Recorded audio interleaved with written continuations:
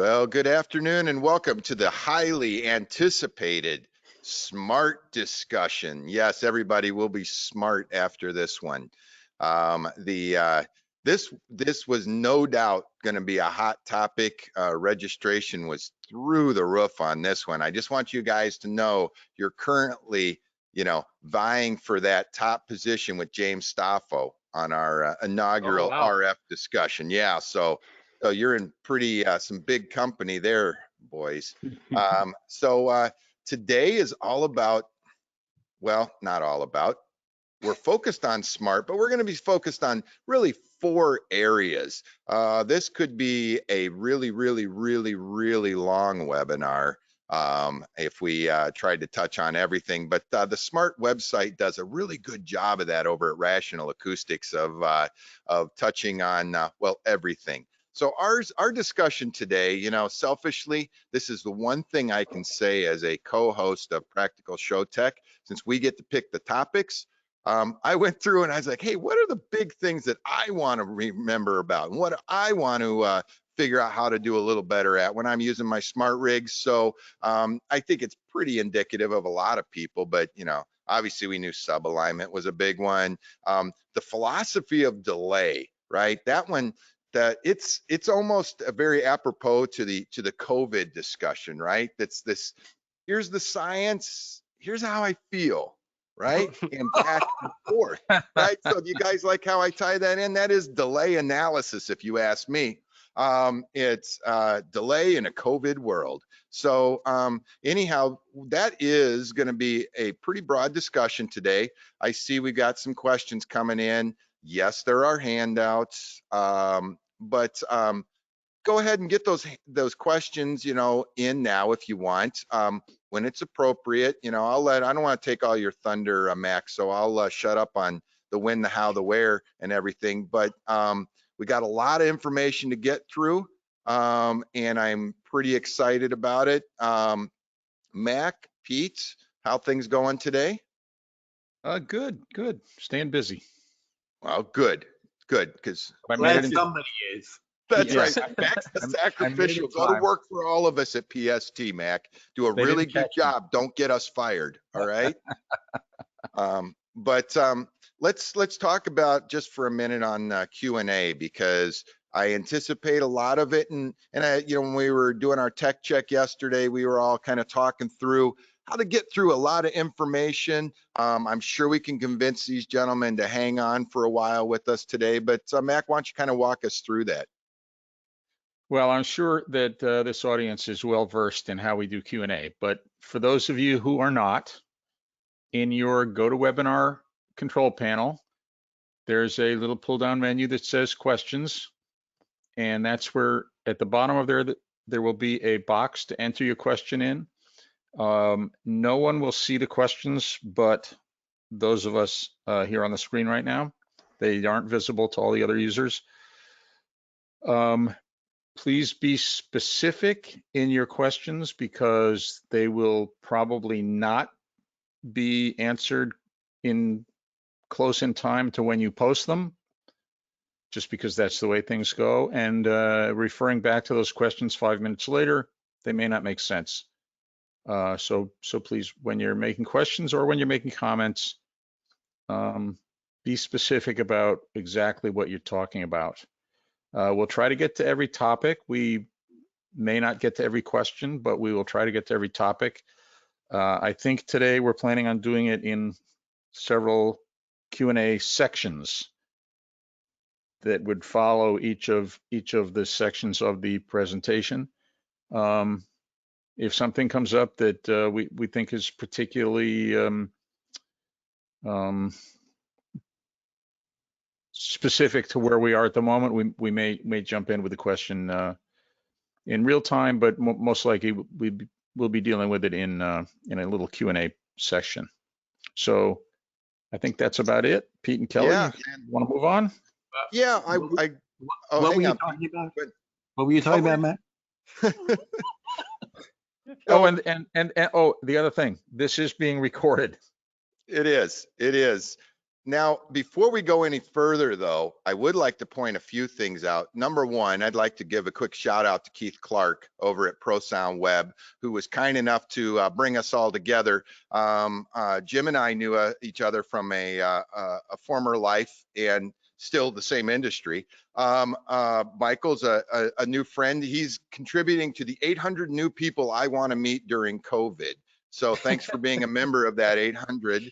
And thank you, Keith, for not just bringing us together, but also helping PST find a voice out there in the marketplace. You know, these are kind of unprecedented times, and the opportunity to share information with each other is really important. And both of these guys, you know, Michael's obviously a member of the Signal to Noise podcast team from ProSound Web, and you know, the really great topics you guys go through there, Michael, and that conversations where we get to hear insights, and I'll let them talk a little bit about that later. And then obviously with Jim and his background too, with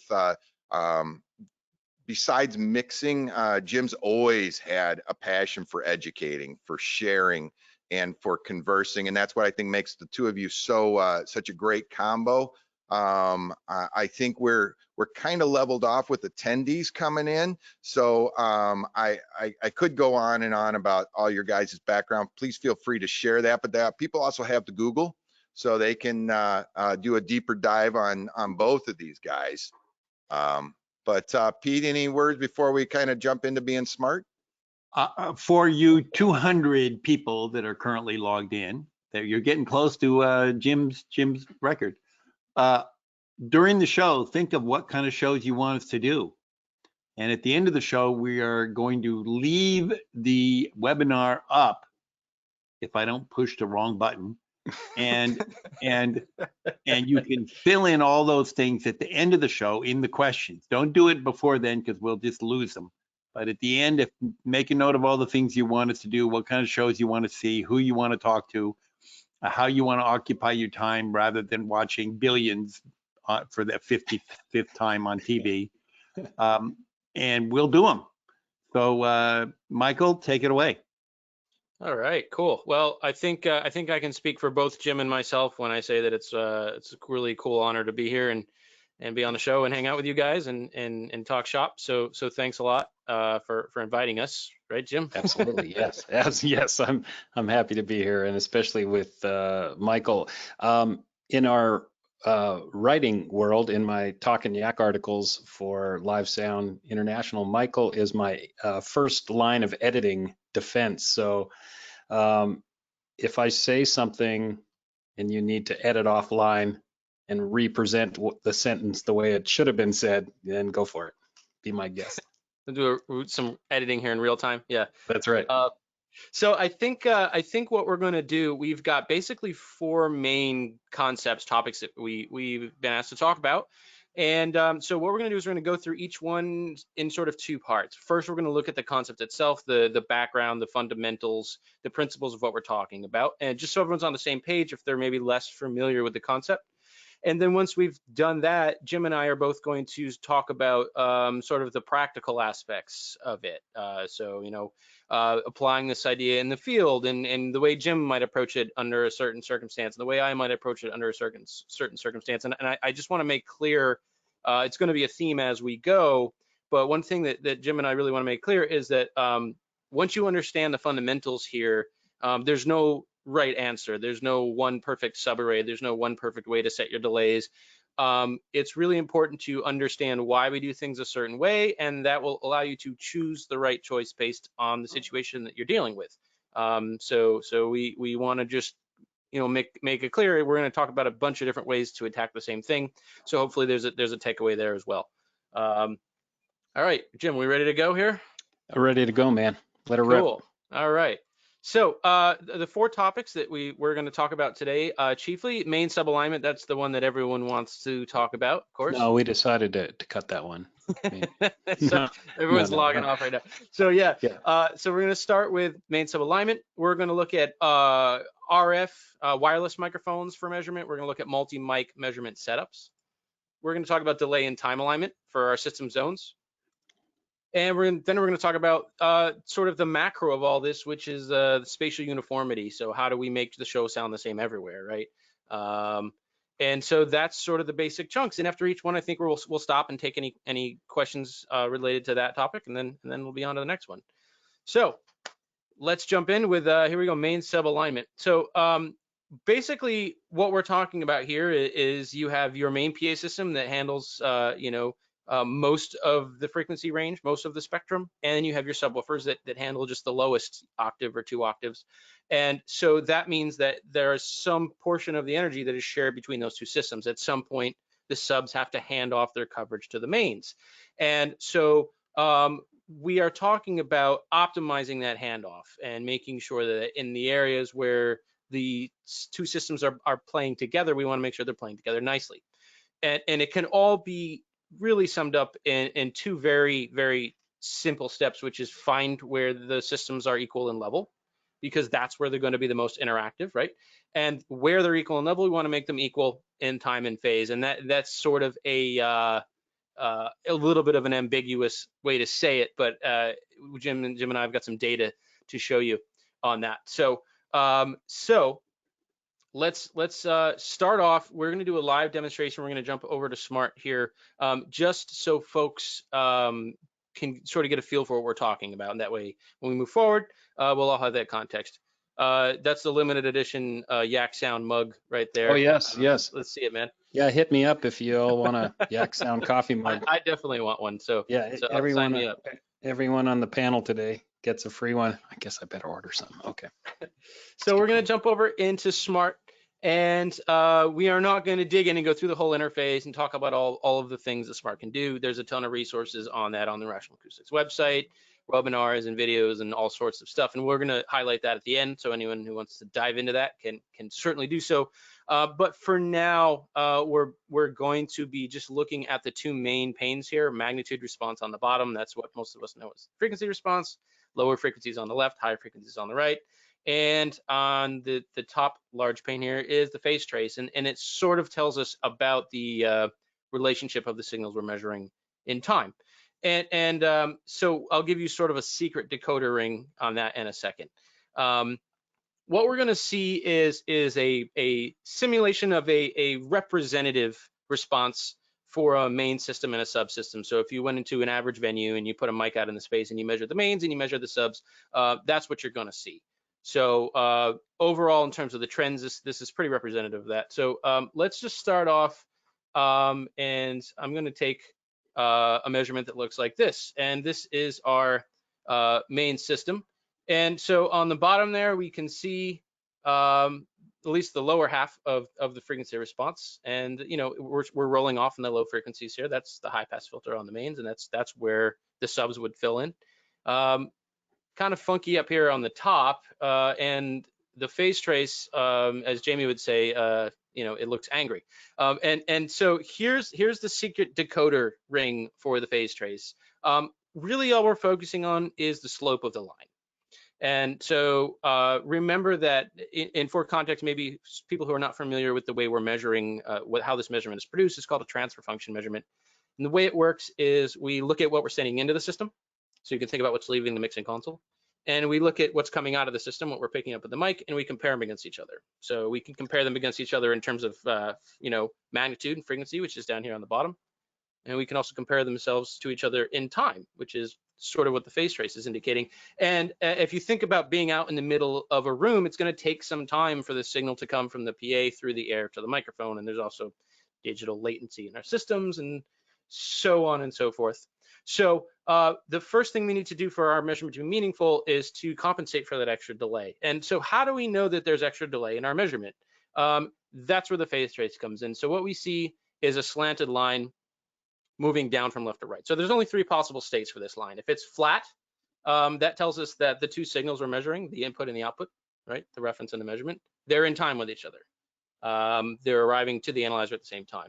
If it's slanting down from left to right, which is what we see here, that's telling us that compared to the reference signal, the measurement energy is late.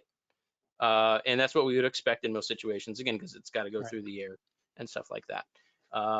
And the other situation is when it's slanting up from left to right. Now, in real life, we can't have a system that produces the output before the input. That, no one's invented time travel yet, but we can have a signal that shows up late compared to a reference that we've chosen. So in this case, really the takeaway here is that we have this slanting phase trace going down from left to right. So that says, hey, the energy is late, right, compared to the reference. So the nice thing is that Smart can usually figure out how late it is and automatically add that compensation delay to the measurement. So if we hit find, the delay finder will tell us, hey, you need 42 and some odd milliseconds there to insert that delay. There we go. And now what we see, there we are, right? Much less angry phase trace. Much less angry. So this is sort of a representative response of what you could expect to see if you measured the mains. And Jim and I we're going to get into this, but really we're talking about one side of the system at a time. So we've soloed either mains left or mains right. And here's the response, and we're in a room, right? So it's not going to be perfectly flat. There's late arrivals and echoes and all kinds of good stuff in there. So I'm going to capture this measurement. And then we're going to take a look at the subs. And so here's the subs. So if we think about the crossover frequency, and I see we've already gotten a question about the crossover frequency, how do we tell what the crossover frequency is? And so again, we're looking at the frequency range where both of these systems are playing at the same level. We are not concerned about how these two systems relate in phase up here at 500 hertz. Because there's a clear level advantage. The mains have custody there; they're way louder, so it's not really a competition, right? And down here, 30 hertz, 40 hertz, the subs have a clear level advantage. In this area right here, where the two systems are equal in level, they're within a couple of dB. This graph is 3 dB per vertical division, so you can see that in this area, the levels are similar, and that's where they're going to be interactive, and that's where we want to make sure that they are playing together nicely. And to do that, what we want is the phase responses to be matched. And the way that looks on the analyzer is that the phase slopes are matched. So they should lay right on top of each other. And what we can see right now is that in that crossover region, which right here around 92, 93 hertz, the slope of the lines are different, and they're also not overlaying on top of each other. So that's effectively the goal. When we get our time alignment right, those phase traces should lock in. And obviously we're making a little bit of a simplification here. The phase day is a whole day in if you take a smart training class, right? So but that's going to give us enough to sort of get a useful demonstration here. So Jim, let's look at what happens if we leave the alignment like it is, and let's look at what the combined effects would be of the mains and the subs together. Okay. So I'm going to capture this. Here's our subtrace. Now what I'm going to do is we're going to unmute our mains and unmute our subs at the same time and look at what would happen in this crossover region. And what we can see is in this area, that's nasty. Jim has a sort of a reflex response to that. Yeah. So at the crossover region now, where the two systems are matched in level, they're not matched in phase, and so we get this nasty little cancellation there. Yeah. Yeah, that looks like floor tom 1 that you just don't actually hear in the PA at all, right there at that frequency. Right. So let's add some delay. That's how we're going to fix the fact that we have different phase relationships down here. And so the first question we need to do is answer, well, who do we delay? Do we delay the mains? Do we delay the subs? Since we don't have a magical undelayer effect yet, right? We have to look at who's getting there first and delay them so that they wait until the other arrival. So whoever's first gets penalized, basically. So to do that, we're going to add a little bit of delay. Here's my little magical delayer. Let's start with 2 milliseconds. And when we add delay, we can see that now we're making the signal later. So we saw that phase trace get steeper, right? More steeper is more time offset. And so we've come a little bit closer here to, again, and this is the region here where we want to talk about. And Jim, you brought up zooming in on that region to more easily see that. Do you want to talk about Right. that? Yeah, there's a zoom function under window, is that right? Under window or view? Well, you've got view presets, and then you also have you're talking about zoom presets, I think, Yeah, right? zoom presets. Yeah. So you can So set a range, and this is the one that you said you like to use, 20 hertz to yeah, 200 hertz. That's yeah. my So my zoom preset too. yeah, my zoom 1 is full frequency and zoom 2 is 20 hertz to 20. So on a Mac, it's option 2 will get you to zoom 2, and I think you Alt can 2 on display it. Windows. Yeah, Yep. So now we're and there you looking go. at 20 hertz to 200 hertz. So this is a way to focus in quickly on the region that we're interested in. Now, at some point, if you're playing with Smart, you're going to get zoomed in so far that you have absolutely no idea where you are. So how do I get back, right? The panic mode is click anywhere in the plot border. So anywhere in this kind of gray area here, I can click that and it's going to bring me back to the default zoom. So if you get stuck, don't panic, just bail back out. Another way that I like to zoom in as well, if I right click and drag, I can create a rubber band region here over the region that I want to look at. And as soon as I release, I'm zoomed in. So there's a couple different ways to work with views in the plots and make sure you're seeing the data you need to see. And again, we have a YouTube video on a couple YouTube videos on that on the Rational Acoustics YouTube channel. So you can really learn all the different ways to see what you need to see. So you want to say something? well, I was just going to say in this example, you're delaying the mains, correct? In your Correct. delay box, yeah. Yep. And so what we see is compared to the original, we've made that steeper because we've added more delay. And so let's go to 4 milliseconds. It's going to get a little bit steeper, right? And we're getting really close. Let's go 2 more. And now what we can see is there we are. So at the frequency in question, which is right around here, those 2 phase traces are now laying on top of each other. Another thing I can do to make this a little bit easier to see is actually roll that phase plot up or down. I'm just using the arrow keys. And that just puts it in the center. It just gives me a little, it's just visually a little easier. So now what we have is a system where the 2 contributing signals are arriving in a matched fashion. And so now if we look at the combined effects of that summation, I'm gonna capture our, we had 6 milliseconds, just so we have that. And so now let's look at the combined effect again. And so now we see free gain. There you go. There's sort of a textbook summation. The combined response is now 6 dB louder than the individual responses at that point. So that's basically what we're talking about when we talk about subalignment. Now, Jim, you have an article on ProSound Web about some of the traps you can fall into here with timing and the old trick where we're going to do it by ear, right? We're going to just listen to a sine wave and we're going to adjust it until it's as quiet as possible, and then we're going to flip the polarity on one of the channels. And the trap that you can get into there is that you can be in phase but not in time, and that sounds maybe a little contradictory, but just to demonstrate what that looks like, let's say we added a little bit too much delay by accident, and let's look now. Here we go. So here's a situation where I think we can get it even better. Let's go to, there we go. That's a good example. So is that 16? That's 16 right there. 16, yep. Yeah. Okay. So what we can see here is we are at the crossover frequency, the 2 systems have a matched phase value, but they have different slopes, so they're not in time. So we're actually a cycle behind. Yes. Is what happened.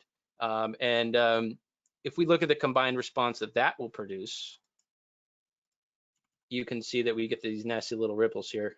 I will put the mains back on. So what you can see is that'll produce an audible summation at the crossover point, but when you get outside of that, you can get into some other issues. So it's possible to be in phase but not in time, and that's sort of one of the traps you can get in when you're doing this by ear.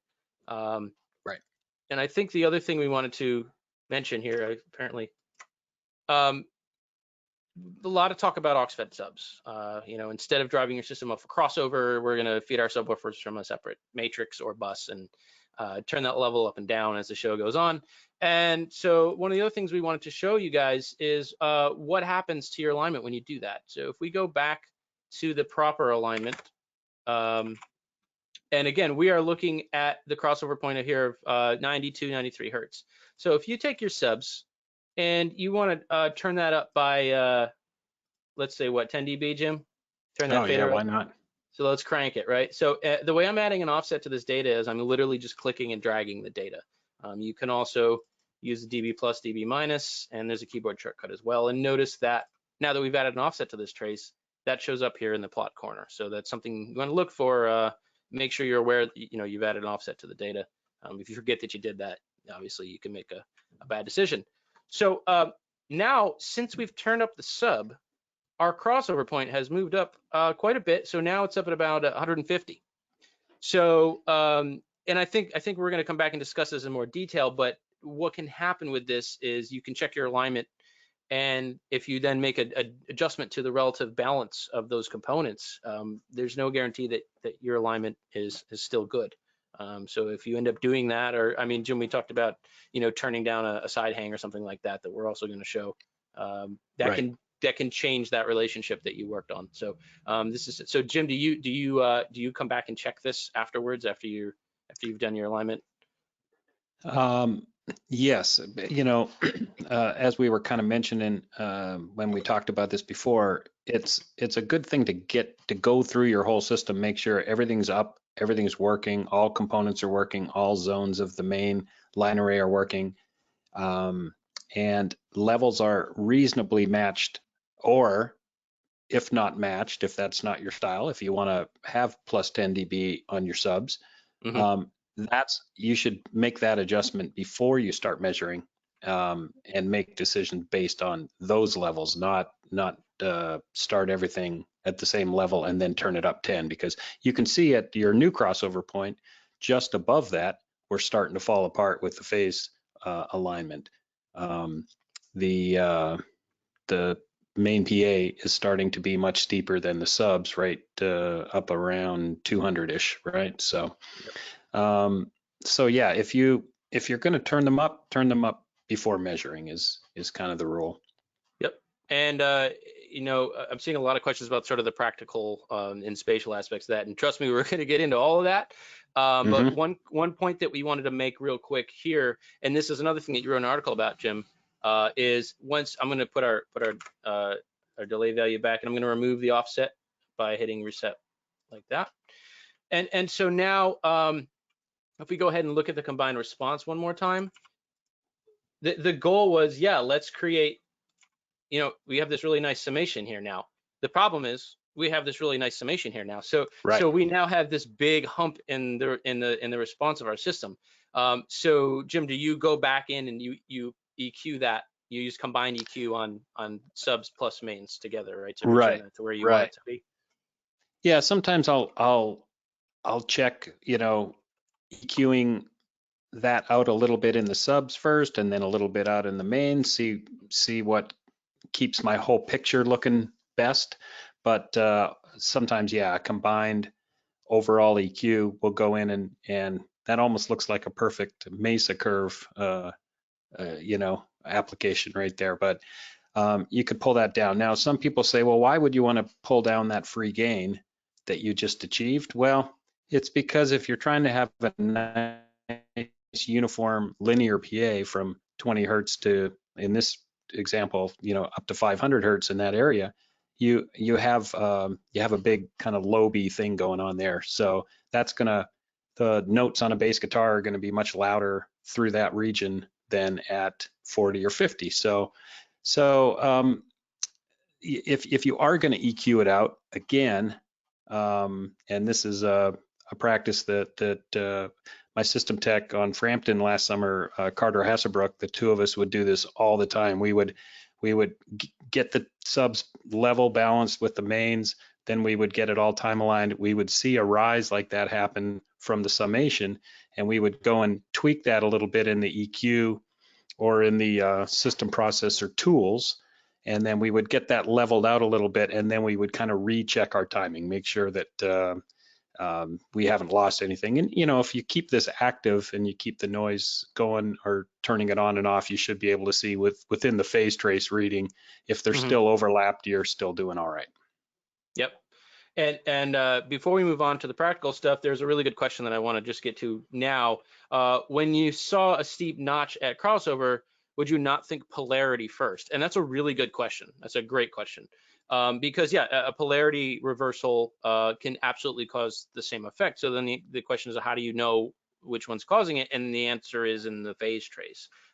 To just give a quick demonstration of that. So here is the subs and here's the mains as we saw. And what we're seeing is, I'm gonna go back, I'm gonna take the timeout. So we're gonna look at the original situation before we had done our alignment. There we are.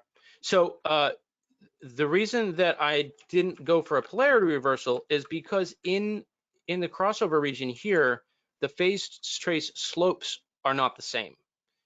So just to give you an idea of what that will look like, if I'll put this trace back on pink just for reference, and I will add a polarity reversal to the mains. And what you can see is the slope of the phase trace has not changed. It's just shifted 180 degrees at all frequencies. So if we were in a situation where the slopes matched, but they weren't overlaid, then I would look at polarity. But since the slopes were different, that was an indication that it's not a polarity issue, or at least just a polarity issue. You can get into a situation where you're going to add some delay and then also some polarity. It's common for there to be some combination of the two, but I mean, it's Especially a great point. If it's two different products, maybe you got a, EV Sure. subs and JBL mains or something, you might run into that just from the manufacturer wiring. Right, and in a lot of systems, stuff like what actual crossover filters are in use is kind of hands off, and the manufacturer's sort of taking care of that. But if it's not, remember that the type of crossover filter that you choose is going to have an effect on the phase response in that region as well. And that's a rabbit hole that I don't think we can get into right now. But there are a lot of variables. But the good news is you don't have to guess at this stuff because the analyzer will show it to you. So now that we sort of seen what the game is, so to speak, how this works, how the principles operate here, let's talk about doing it in the field and why it's not so easy. That was sort of the textbook example, but there are a lot of considerations. And the first one is, obviously, 4 people already asked, where do I put the mic? And that's a great question because, as you move around the space, particularly in a situation where your mains are flown and your subs are on deck, those arrival times are going to change as you move around the space. So that means that the relationship, the alignment's going to change as you move around the space. And in that sense, the game can be over before it started, I like to say. You know what I mean? You've lost that battle. So then the question becomes, well, where do we want it to be aligned? Because we can't get it to be aligned everywhere. And so there are a couple strategies here that Jim and I are going to kind of talk to you about. One thing to think about is, okay, are we going to go for sort of a best case that's representative for everyone, right? Are we going to try to make it the best for the largest group of people, right? Maybe pick something around the middle of the house and time there. Another thing to think about is, well, should we optimize this for front of house? There's some value in making sure that when Jim's missing the show, he's not sitting in some weird cancellation like that. Because if he's not hearing that energy, he's going to be digging around in his mix and trying to work on that. And people that are hearing different responses in other parts of the room are not going to appreciate that. So it's important that what the mix engineer's hearing is representative. Jim, you have an alternative approach here. You go a little bit off center. Right. Why don't you talk about that? Yeah, I just found years ago that if I time aligned in the null, really speaking about the subs, if I would often just turn on the subs, the left and right subs, or if it was a mono sub, and I would just walk from center outwards horizontally across the venue until I found like the worst spot. So this is like 15 feet generally, 13 to 20 feet, somewhere in there is where those two wavelengths start canceling from the left subs and the right subs. So where that really hideous, horrible spot is, I put my mic there. And people might say, well, why would you do that? Well, if I can get that spot time aligned and, it's never going to be perfect. It's still you're still dealing with those huge long wavelengths not arriving in time from left and right there. But if you can kind of make that work a little better there, it tends to pull a little energy out of the center and a little energy from the other side of it. And just in my experience, you may not find this in your practice, but for me, that seems to give a slightly better overall response. So number one of your bullet points there, best for most seats. For me, yes, absolutely.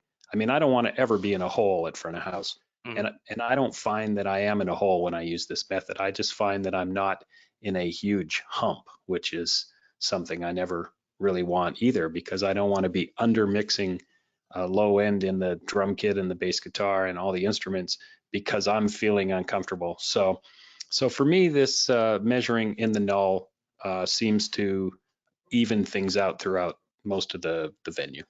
Sure. And I think, something that you and I have talked about a lot is the key word here is representative, right? At the end of the day, we want what you're hearing at your console where you're mixing from to be as representative as possible of what the audience on average is hearing. And if we deviate that from that either way, either, too much low end or not enough low end, that's where the problems will start to occur. Right. And maybe we look at your situation too. Are you the mix engineer who's involved in the timing of this with, if you're the mix engineer and you're working with your system engineer on a tour and it's always the two of you and you see eye to eye on what's the best answer, then you can do those kinds of things. Sometimes you're not able to time to what you think is best for the overall venue because the front of house engineer will say to you as the system engineer, I want it slamming where I am. I don't care as much how it is on the sides. Yeah, I've got a manager coming tonight who's going to stand over my shoulder. It's got to be great here. And that's where you'll do a situational timing. You make it best for that day for that engineer. So it's a good question to ask if you're a systems engineer or a house person and you have a guest engineer mixing front of house. Where do you want me to time the subs? If they ask you to do the system optimization, you can say, you want me to have it slamming right here or more even throughout the house? It's a good question. Right. Okay. And so more practical stuff, taking a ground plane measurement. This is a technique that you use. I want everyone to know that I've gone out and watched Jim and his tech work together in the field and observe that process. And you make a good use of the ground plane measurement technique. So can you explain the technique a little bit and why it's beneficial to you? Yeah, it is. It's definitely great for time aligning subs to mains and getting that lower frequency response of the PA really dialed in. It makes it much easier to see your measurement traces because you don't have that anomaly that happens where your coherence goes down, your phase trace gets kind of wacky because of that second signal that's reaching the mic from the bounce off the floor. So let's say you put your mic stand out there at head height, you point it up towards the speakers, and you got a nice shiny arena floor. Or you're in a ballroom doing a corporate, and you got you're in an exhibit hall with a shiny concrete floor. So that bounce off of the floor is going to arrive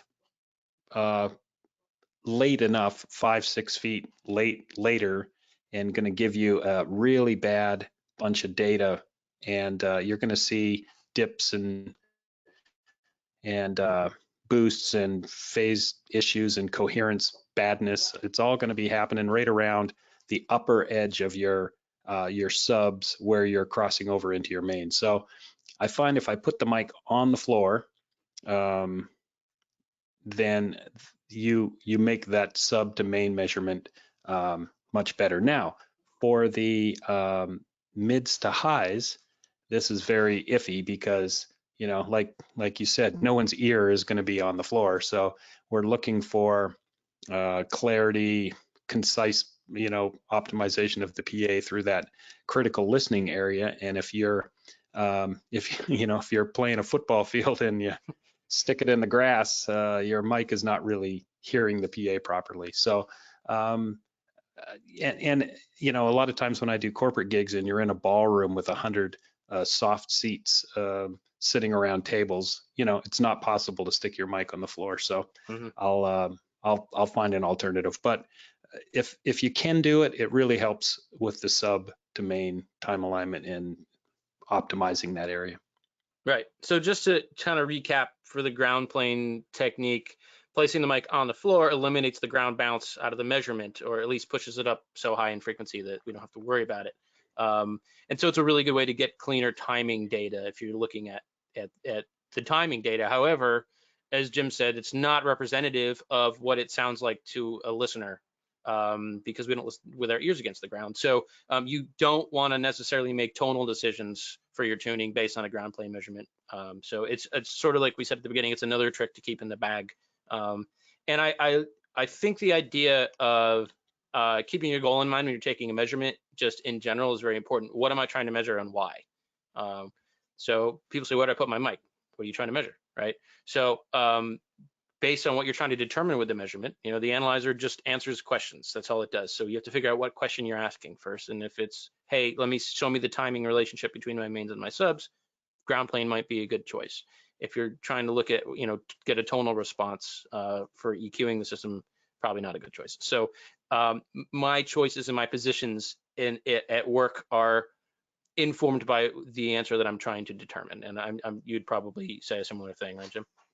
Yes, absolutely. And, I used to play bars in Canada back in the early 80s, and we had a lot of attendees who were laying on the floor, by the second set. So maybe a ground plane measurement is the right one for that. But yeah, it's situational.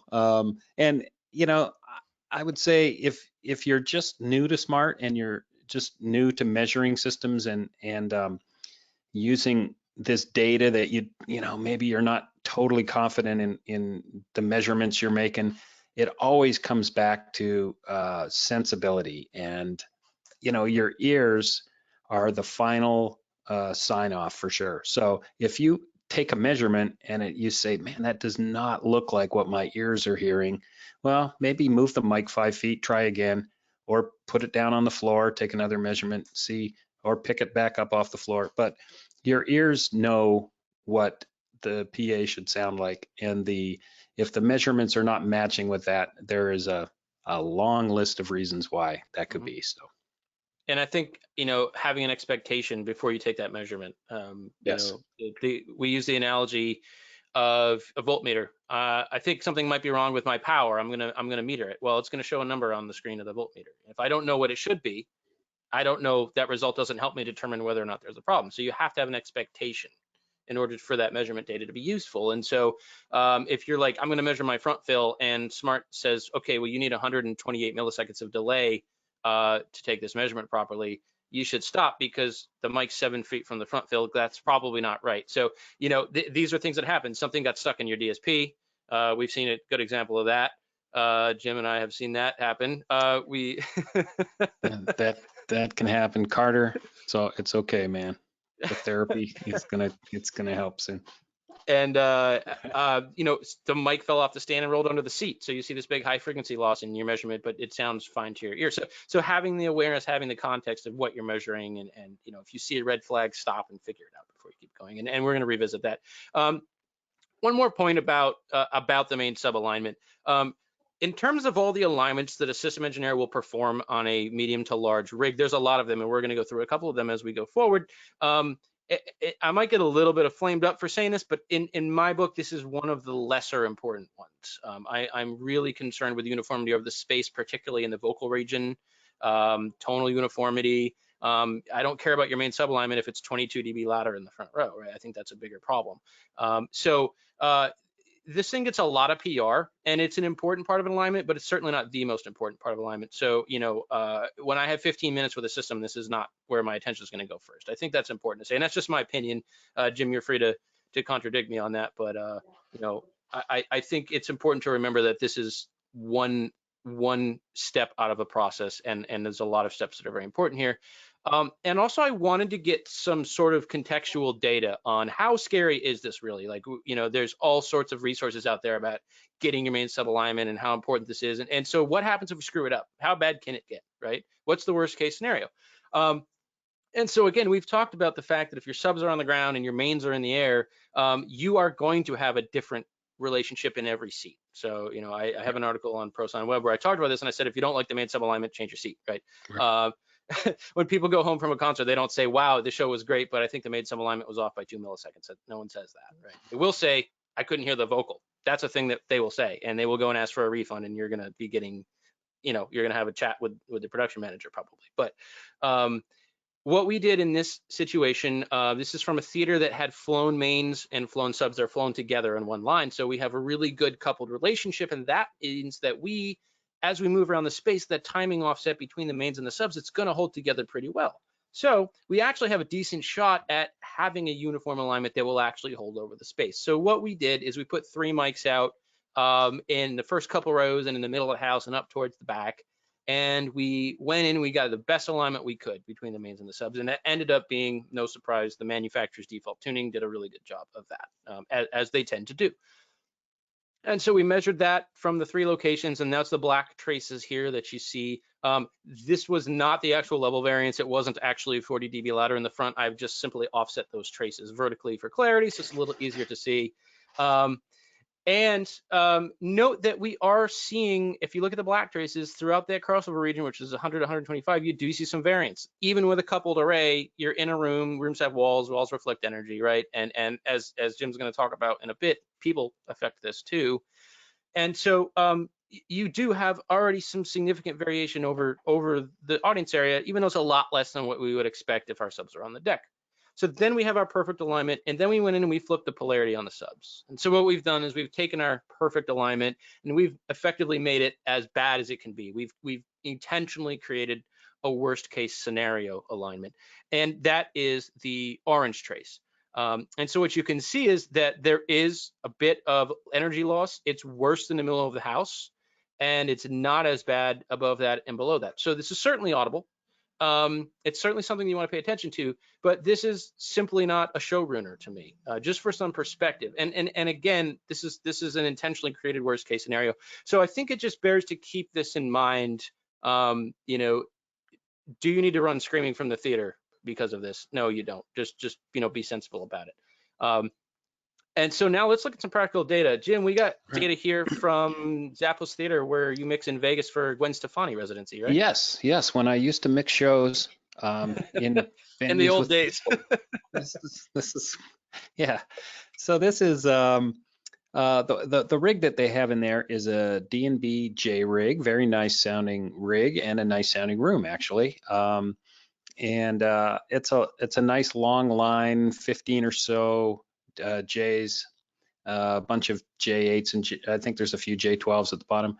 So it's a good sounding rig, and the mix position is a touch weird. You kind of go down into it, and so I actually mix on a wooden box to kind of lift me up and get me above people's heads. But so I took this measurement sort of almost in my sub measurement area. So this is about 15 feet away from center.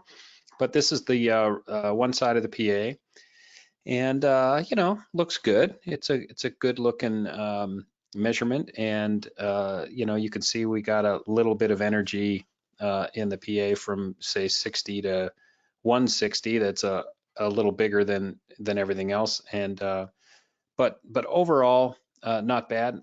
I would like to point out the 1.25 and 1.6-ish area there. Yeah, you can see a little jaggedness going on there in the response trace, the magnitude trace, and also in the red coherence trace above it. And coherence is a bit of a strange one for some folks. They maybe don't totally get how it helps, but looking at the coherence trace and looking at the phase trace above it in yellow, also everything's in yellow on this one, those two things will kind of tell you the reliability of the data. So when I see the coherence dropping down like it is at that 1 to 2K area, and also up there around 6.5K, 8K, you can see the coherence really diving down. Yep.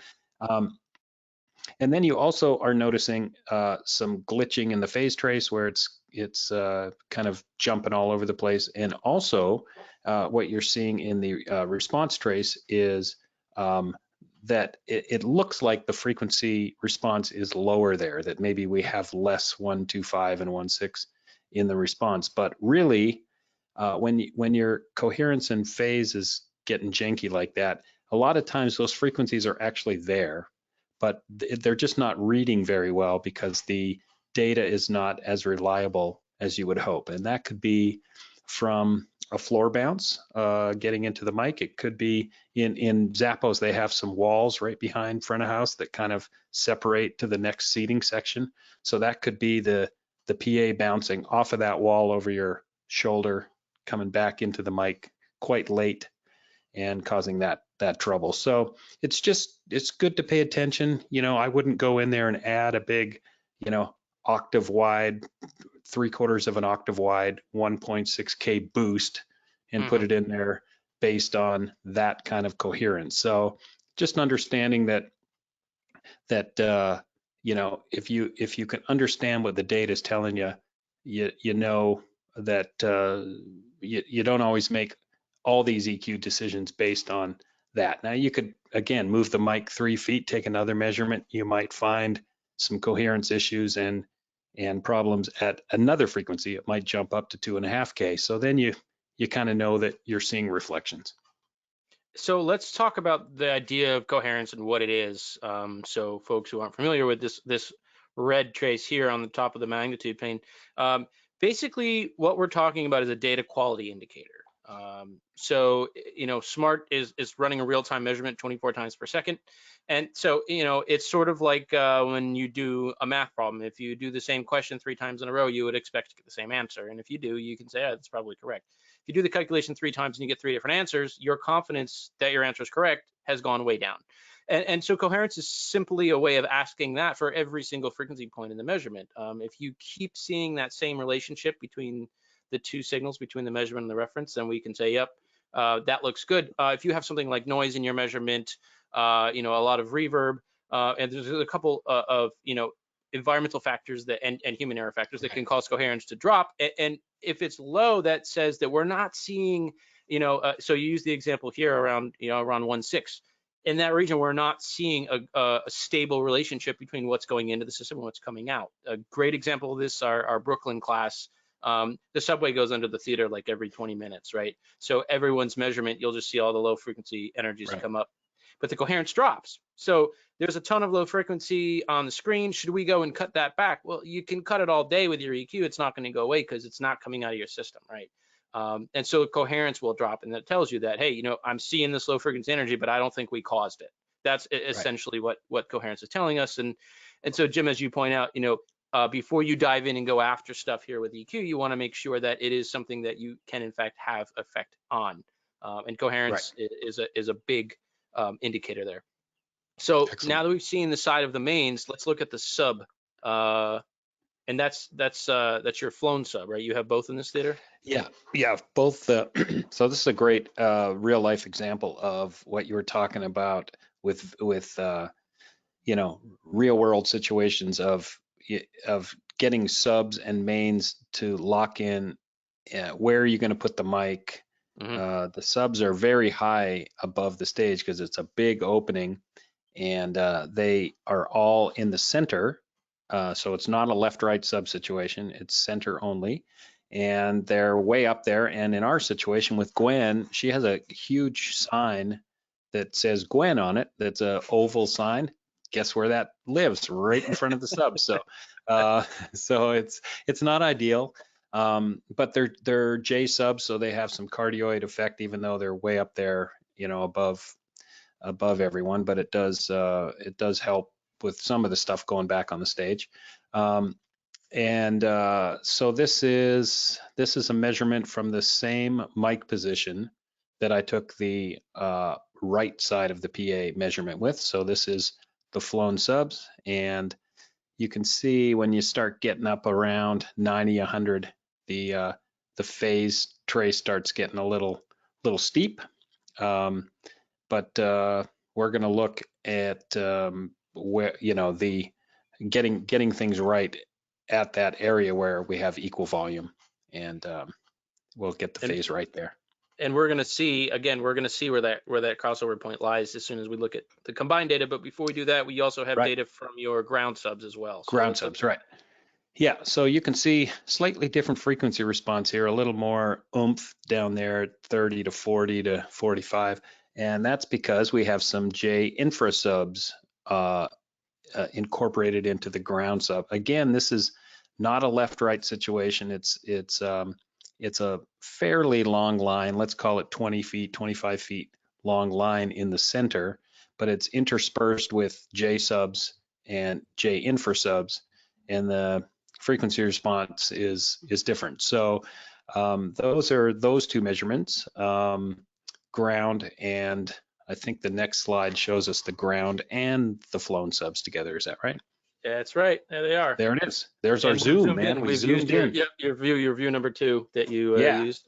Yep. Yeah, so there you can really see it clearly right around, I guess that's 50 hertz and down. You can see that the J infras are sort of owning the ground sub frequency response, and they're poking up above.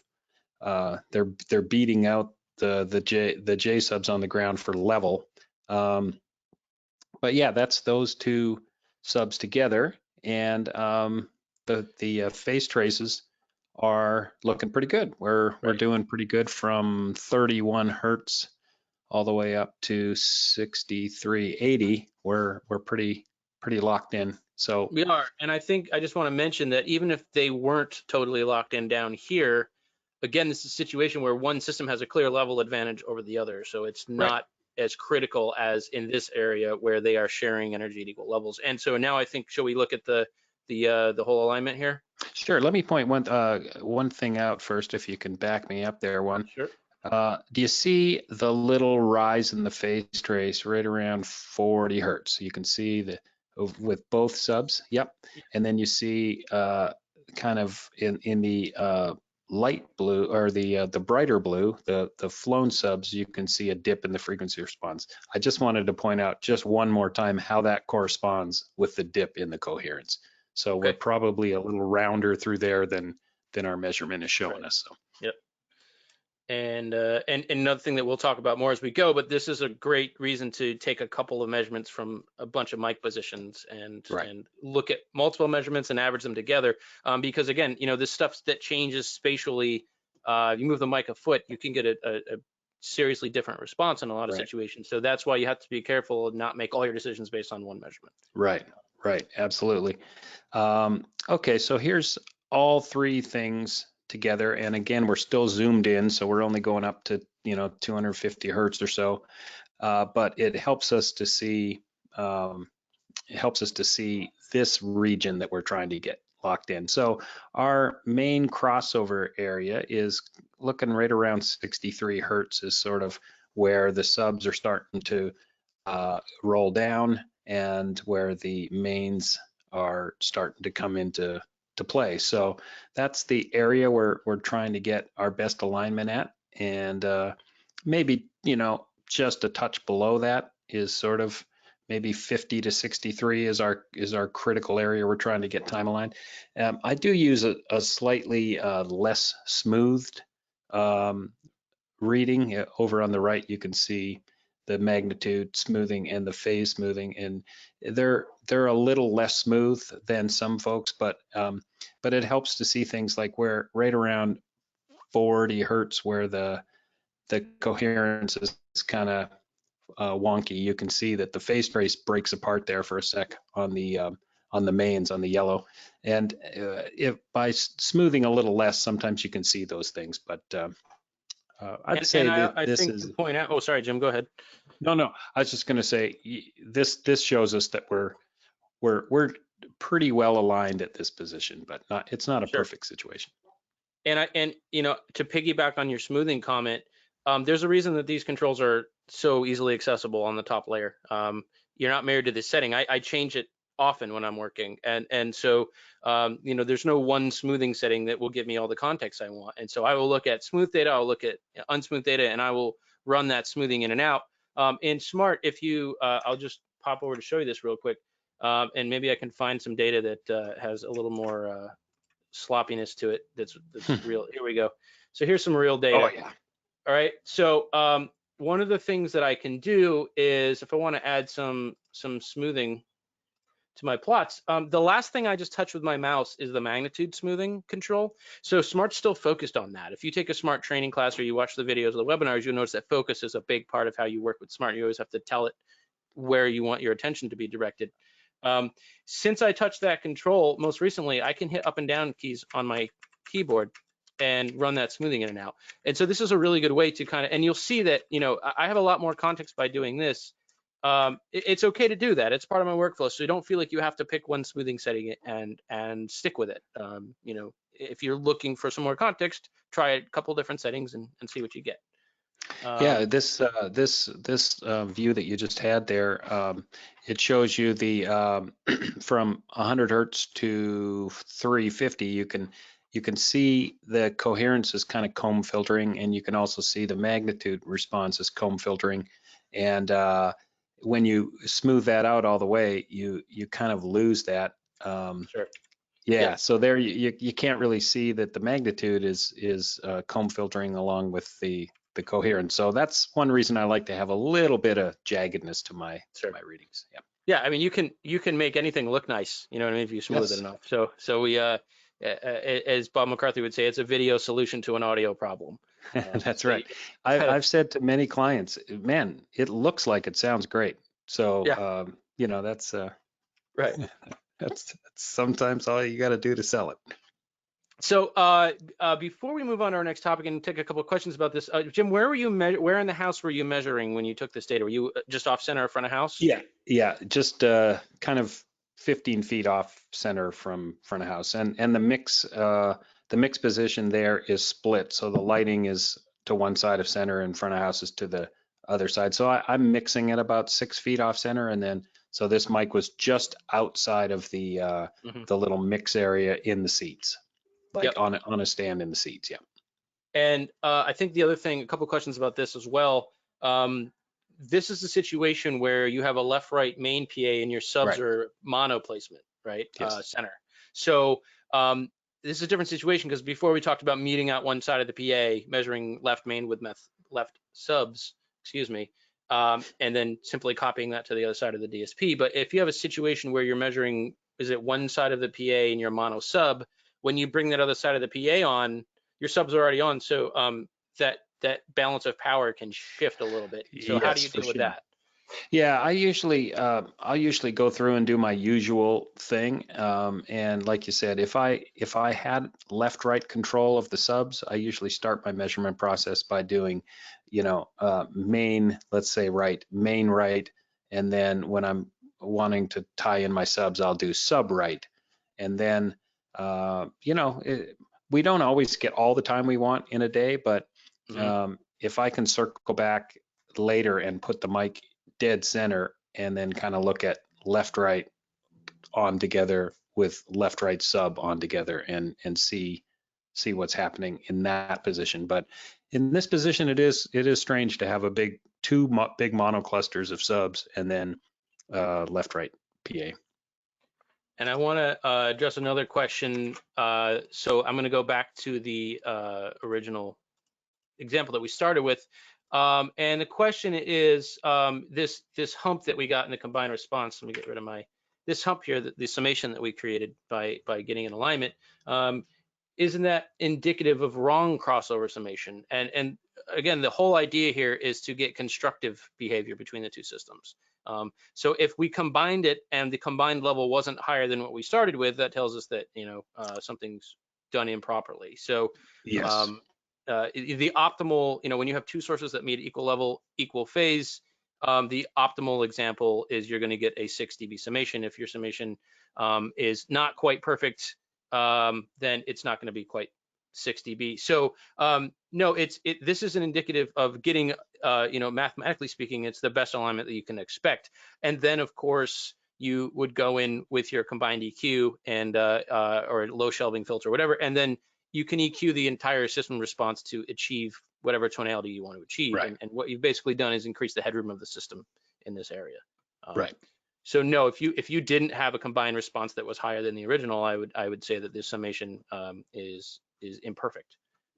Right, right. And definitely if you are seeing less energy, your things are not going well. You need to either, go back and do a polarity flip if that is what's needed. But more often it's just working with some sub timing or timing on the mains and where your mic is and what's happening there. Sure. Okay, here's a great question, and I think we're going to get into this later on in the presentation, Jim. But do you find that indoors in smaller rooms it can be hard to get clean measurement data due Oh to yeah, the boundaries? yeah, Do you for want to talk sure. about that now, or do you want to talk about that when we get to that part? I mean, I'll just answer yes, for sure. And outdoors in big open spaces, with the cleaning crew and their leaf blowers, yes, it's Yep. hard. So yes, certain things like that. But I find ballrooms where I do corporate gigs a lot big, hard, reflective air walls and stuff. It is really tough. It's really tough. Yep, and you talked about when you're dealing with mono sub, and then measuring with both sides on. So another great question: if you switch on both sides of the PA and your mic's off center, don't you get comb filtering? And the answer is yes, you do. However, the frequencies that are involved in the comb filter depend on the time offset. So the further off center you go, the larger that time offset gets, and the further down into the spectrum that comb filter will occur. So if we're looking at our sub range, if we're interested in what's happening at 100 hertz, I don't care that I'm a foot off center, because that 1 millisecond time offset isn't going to cause any real significant issues at 100 hertz. It's definitely going to cause you an issue at 5K. Right. But so it comes back to this idea of our placements are influenced by what we're trying to determine. Right. Would I EQ the PA from off center with both sides on? Probably not. Right. Yeah. That wouldn't be a good choice.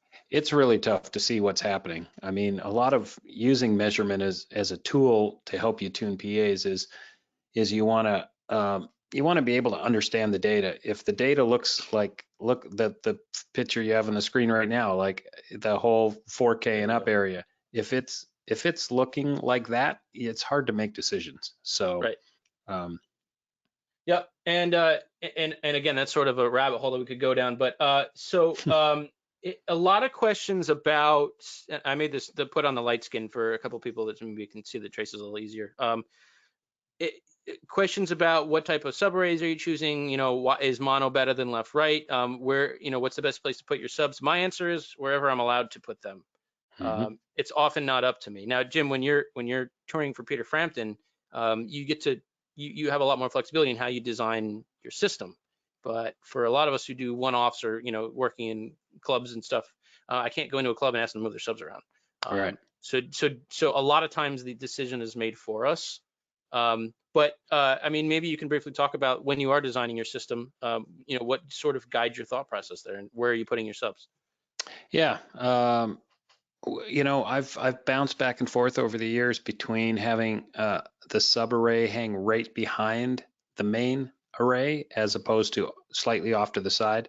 Sometimes those decisions actually are made for you again by the production manager. They may say, hey, we have a lighting truss right there, or we have a lot of weight that's going to be in there hanging from lighting points or video points right in that area, right behind your mains. So could you deal with having your subs off to the side?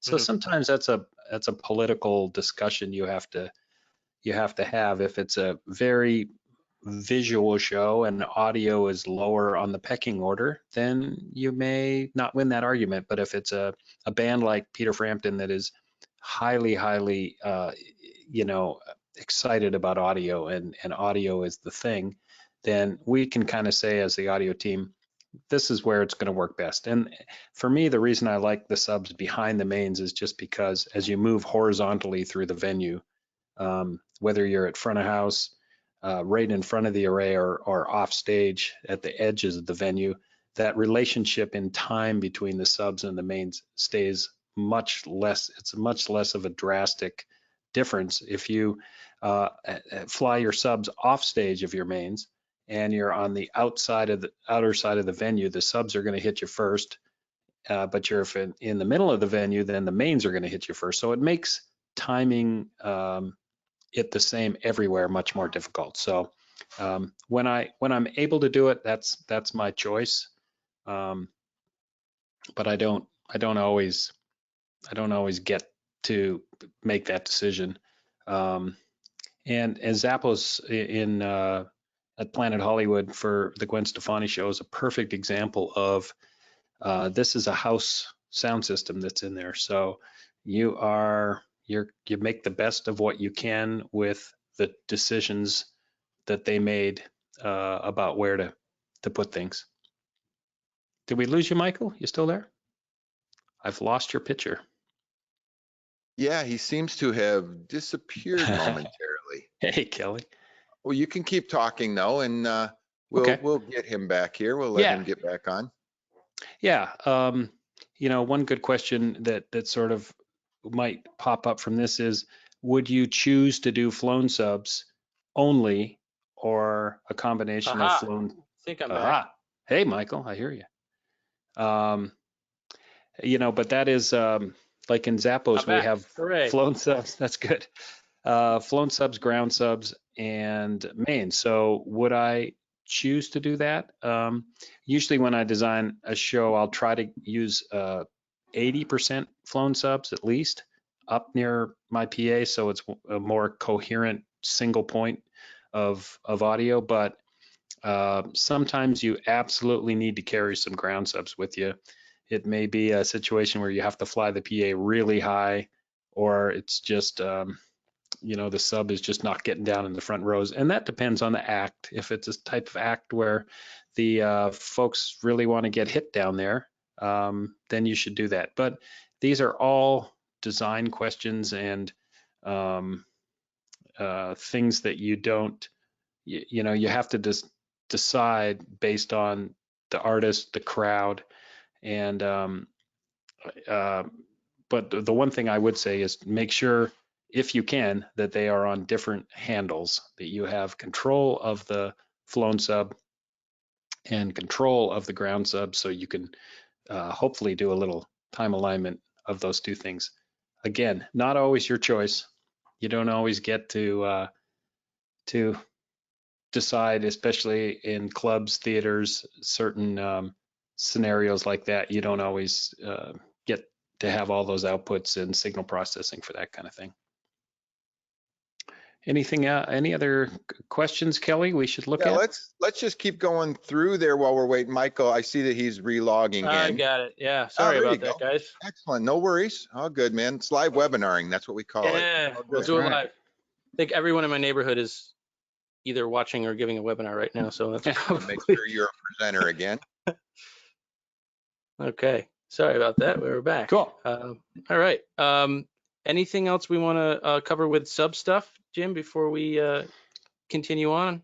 I'm good. I think, if we have more specific questions there, we can maybe look at that. But if you want to move on, and we'll look at our questions as we go and see if we need to circle back. Yeah.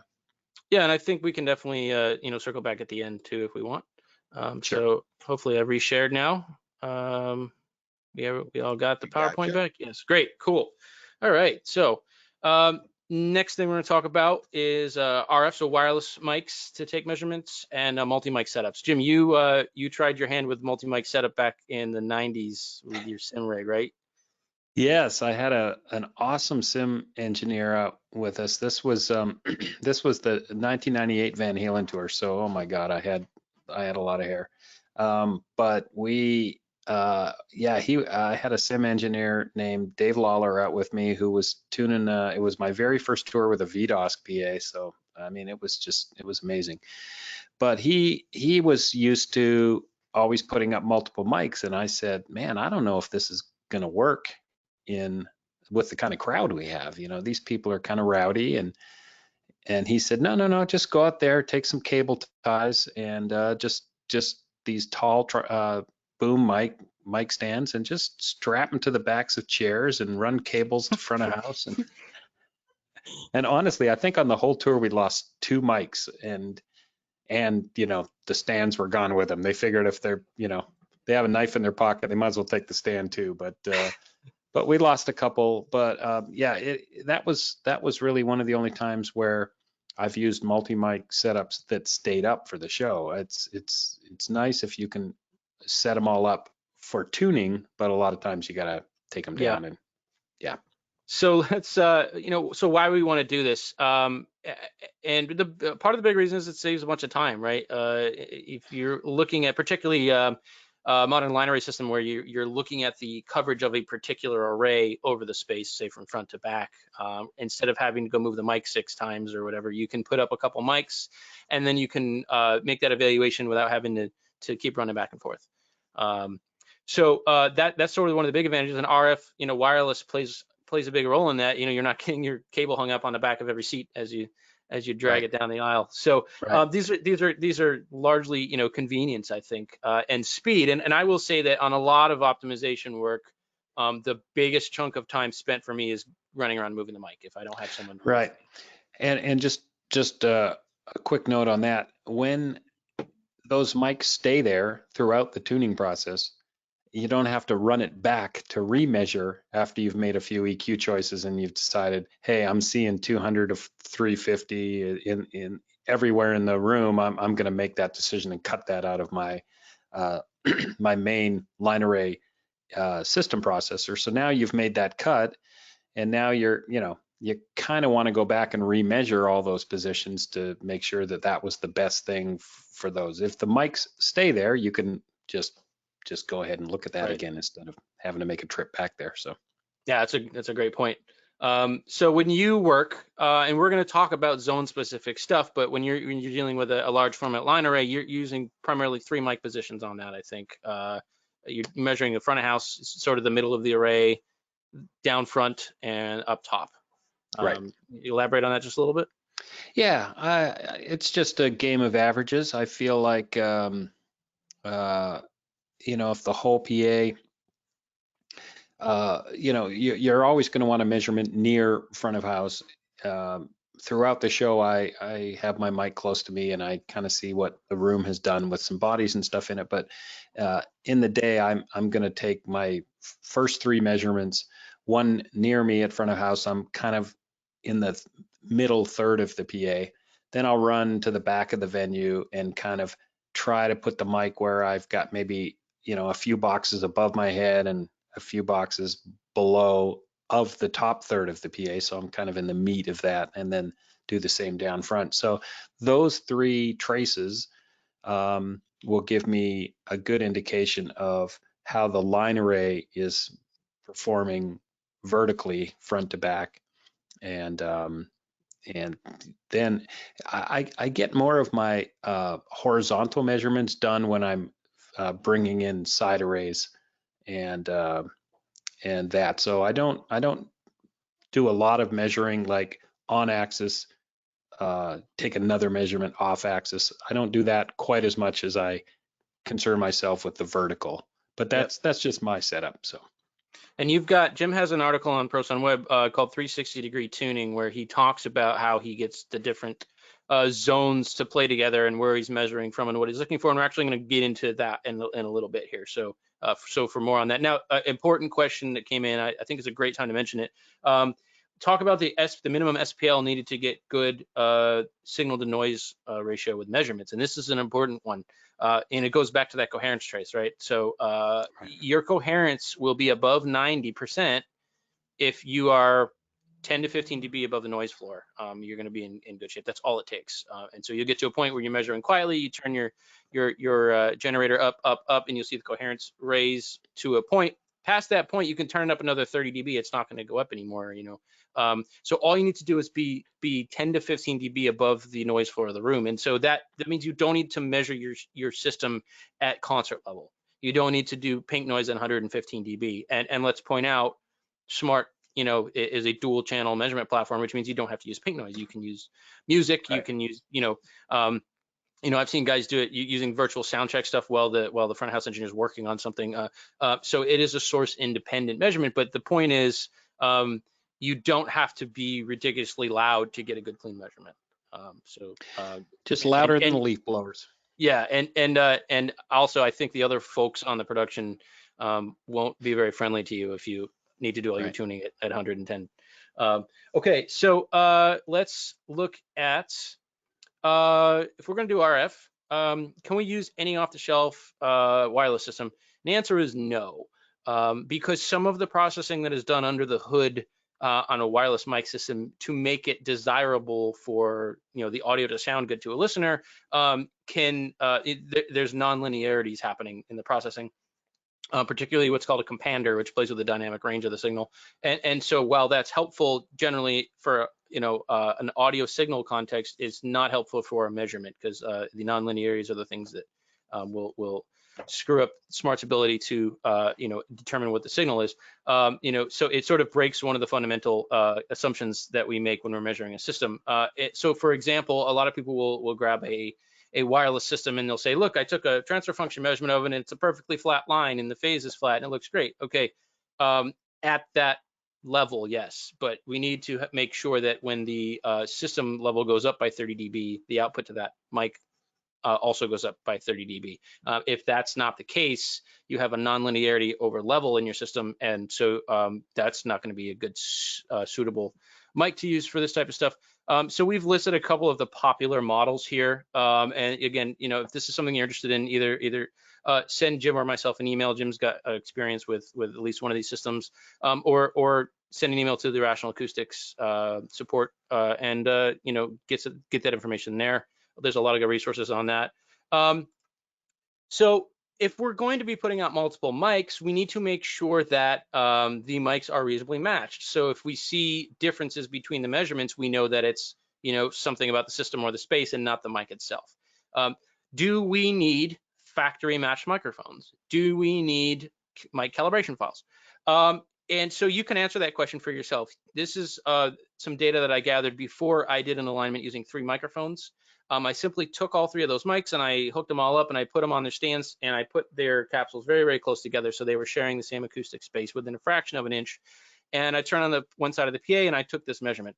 And so we are not at all interested in this measurement. We are not looking at anything about the tonal response of the PA. I'm just looking at these 3 traces and how closely they match. And what we can see is in the magnitude response, they are all matched very well within about a dB throughout the spectrum. And aside from a very, very slight phase deviation up on top of one of the mics, these are pretty well matched. Now, that's interesting because this is 3 different mics from 3 different manufacturers and no calibration files.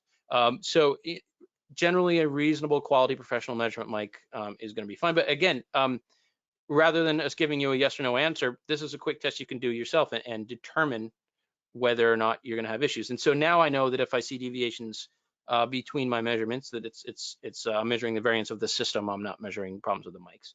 Great. And just to echo a point that you made earlier, Jim, this is an example of what that looks like. These are the 3 mics down the aisle. There's one way down in the front that you can't see. I have 3 transfer function measurements configured in Smart and a live average. So the use case that you were talking about, where I'm going to measure the coverage, the variance of my PA from front to back, instantly I am measuring from all 3 locations, and I'm looking at a live average of those locations. And then if I go in my DSP and I make a change, I can instantly see that change. I don't have to go back and move my mic 3 more times and take 3 more measurements and create another average.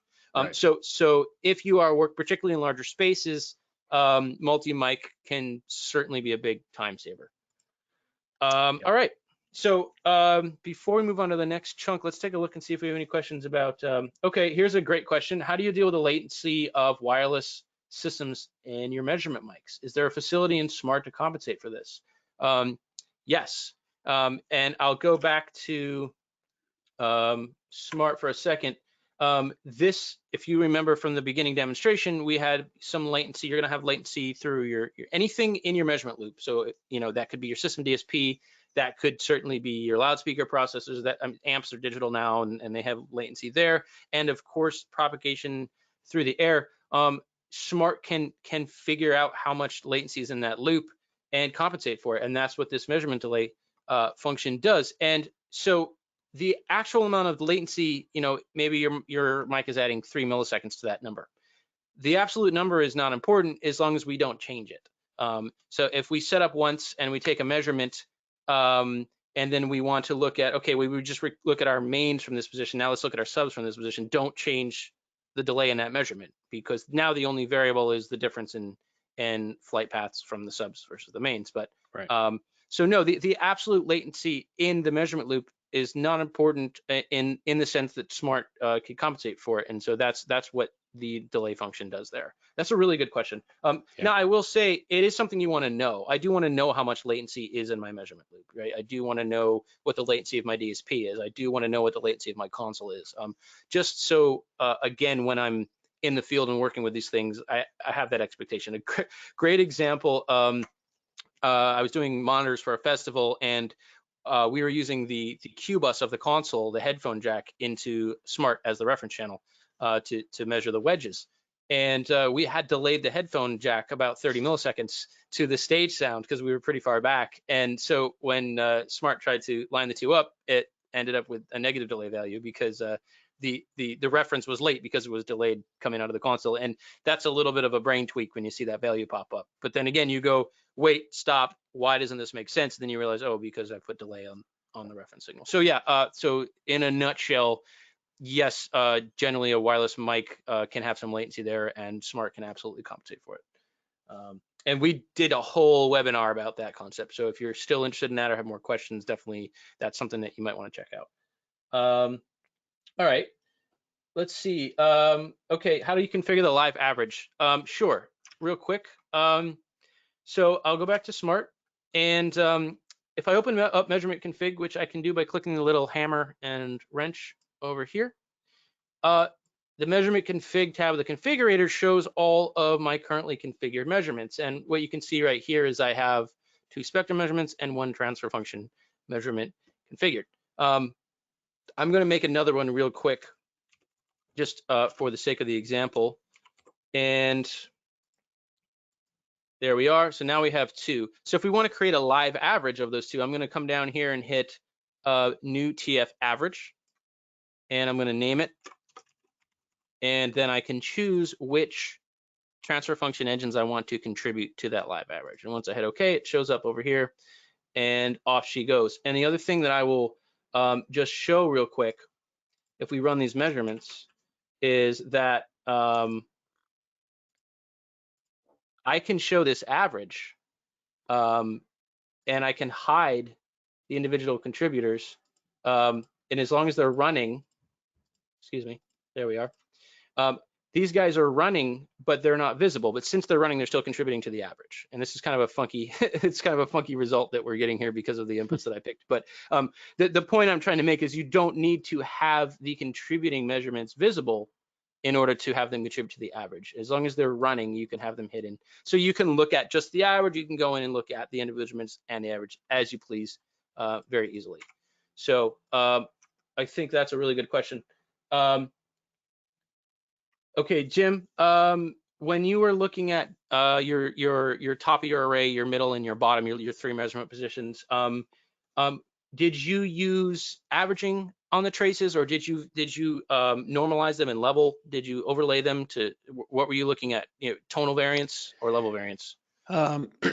Definitely both. So if I, a lot of times the front, the bottom third of the PA measurement is going to just sit 6 dB, 9 dB higher than the middle or the rear, just because of loss of level over distance. But if you're in a nice space, if you're able to get the PA up nice and high, and it's more equalized distance from the bottom of the PA to the ears and the top of the PA to the ears, so they usually sit fairly close on top of each other. And honestly, I don't use averaging a lot, but that's because I don't leave my mics up. I'm usually running one mic around, so it's usually just a visual.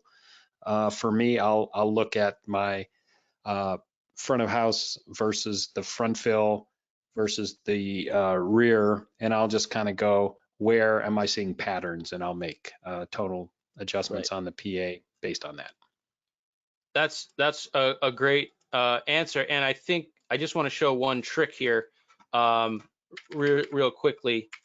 just to kind of piggyback on that idea. So if we look at Smart again real quick, there we are. So sometimes we're looking for level variance. So we're looking at, okay, this trace down here, that's higher, right? So that has a higher magnitude. So it's okay, in this zone, there's more level. But sometimes you say, okay, well, I know it's going to be a bit louder in the front, but I want to look at the tonal variance over this space. I want to compare the mix tonally, and I want to ignore that level offset.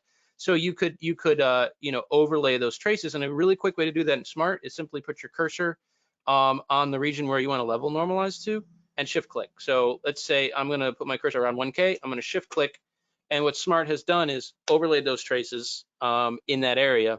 And so now what we see as a result is, disregarding level offset, let's look at the tonal deviations. And so I can really easily see now, well, my blue trace here has a little more energy down here around 200 and up here, in the top end of the response. And so that's a really quick shortcut. And then, of course, to get rid of that, you can open your plot legend, reset Y plus minus, and it'll take those away. Now, this is, I actually chose the data for this example. This is a PA system that had very little variance front to back already. So Yeah. it didn't do all that much, but generally speaking, that's a really nice shortcut to do. That's great. Yeah, so let's I'm really glad I took this class today, because I'm learning a lot here, Michael. Thanks. One more question I think that makes sense before we keep going. Any audio IP standard, audio over IP standard, Dante, Ravenna, AVB, geez, I can't read today. Problematic for measurements.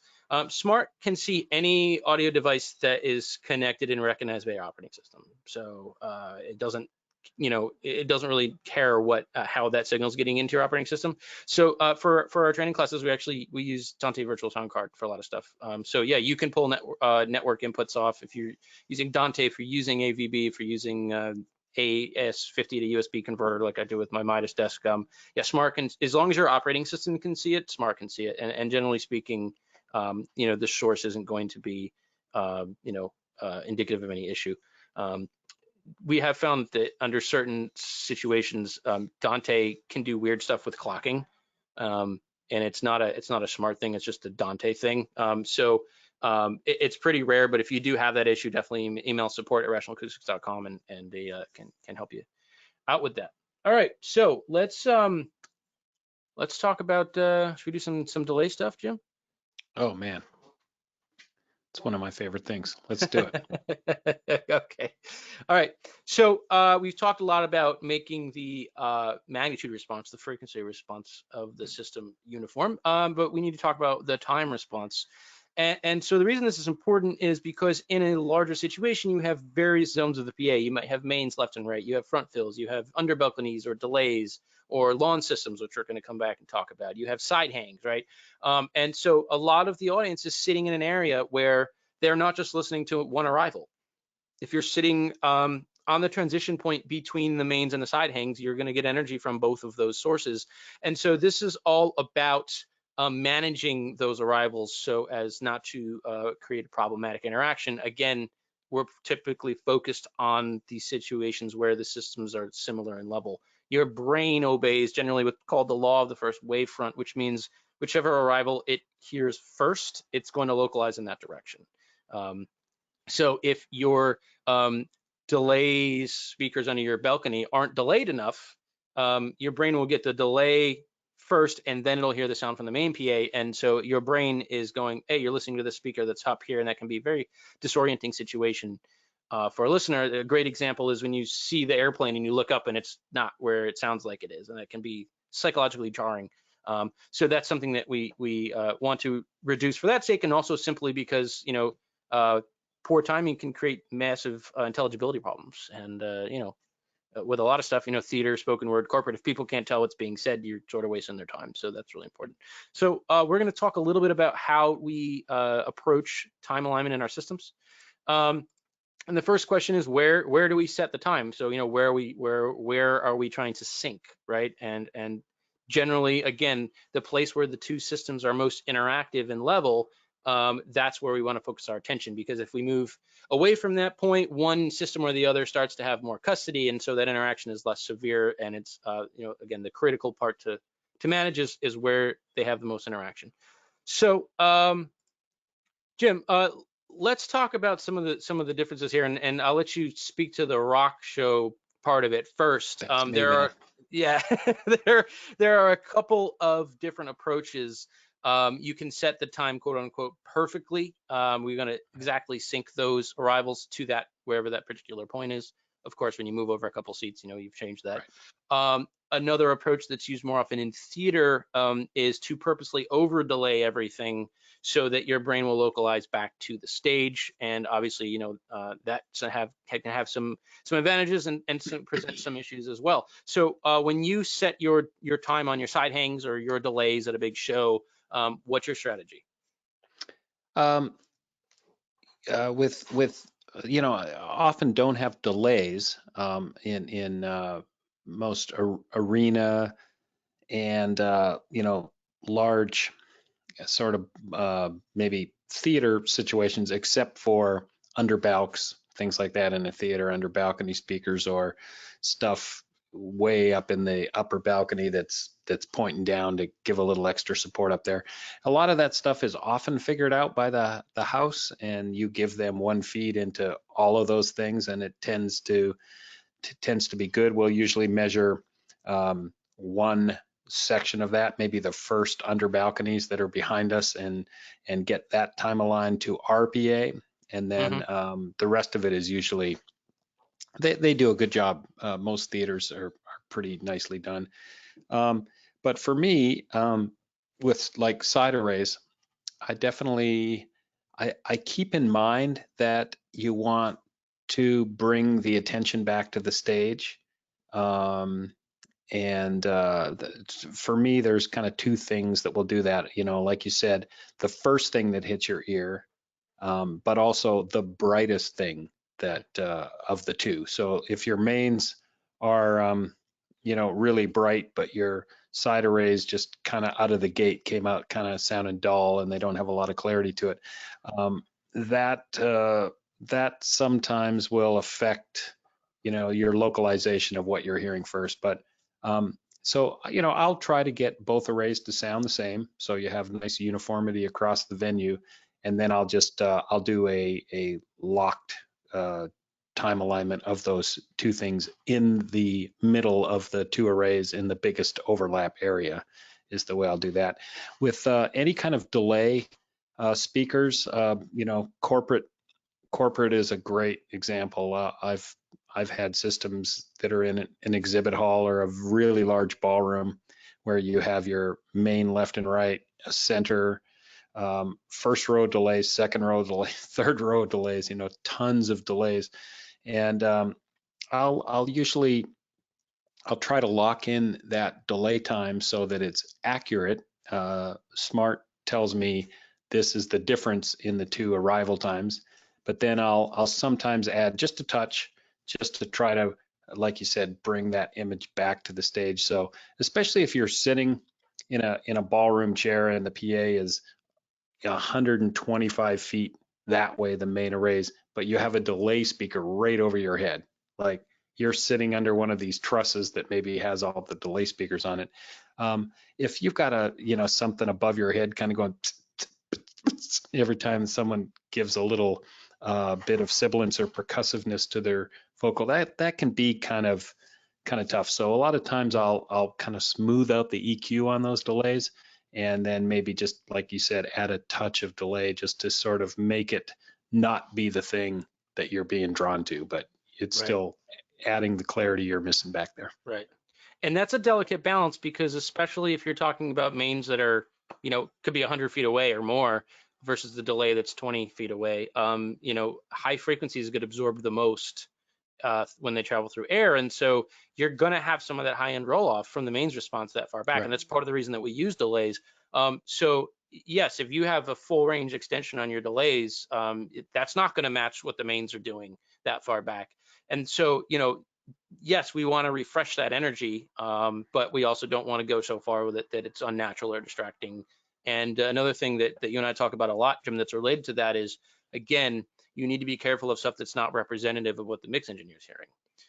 The front fills, under balcony delays, they're typically very small speakers, so they have very small high frequency drivers, so they'll play up to 20K no problem. and they're much closer to you. So you can have a situation where there's a lot more 16, 18K coming out of these things that the mix engineer doesn't hear in their mix at front of house. And so you can really create an unpleasant sensation for people listening in those zones. And so that's, again, something you want to pay attention to when you're looking at uniformity. Right. A great example of that is when you mix in a theater and you're, you get the old, everyone's favorite, you're up against the back wall and Yep. it's, it's as dead as it can be back there. And then you walk 75 feet forward and now you're inside this massive dome structure and it's reverberant and muddy and, there's all kinds of things going, but you're mixing off this set of under balcony speakers that's 20 feet in front of you. If you're lucky, you have that. But yeah, very much there. You're going to want to, you may have these small boxes with small little high-end drivers, and they're just not going to sound the same as what 60-70% of the theater is hearing under the big open space. So, it's great if you can set mics up and be able to look at this stuff on Smart and try to equalize that. But I definitely will make many trips down the aisle when my band is sound checking and just make sure that it's representative. What I'm hearing here at the console needs to be what's best for all those other seats. So you want to set your EQ and your level on the delay speakers to give you the best chance to make good choices of what you're doing to the whole PA. And I'll expand on that even further. Even if you don't have control over that, you still want to know how mix position compares to the rest of the house.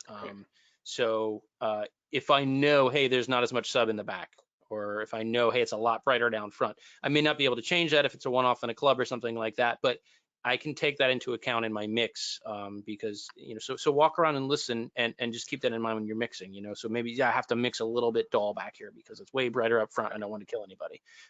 So even if you don't have control over that stuff, definitely want to have awareness of that stuff. Yeah, it's a great point. And I will mix sometimes in a way that I just know I've got a 90-minute or a 2-hour show ahead of me that I'm not really going to enjoy it very much where I am. But I know that if I make it, sound perfect for me where I'm at, I'm going to be offensive to the majority of the room. So yeah, good point. Okay. So let me ask you this. You carry on tour, you carry a pair of near field monitors with you. So is that when those will come out when you're stuck in a lousy mix position? Yep. Yeah.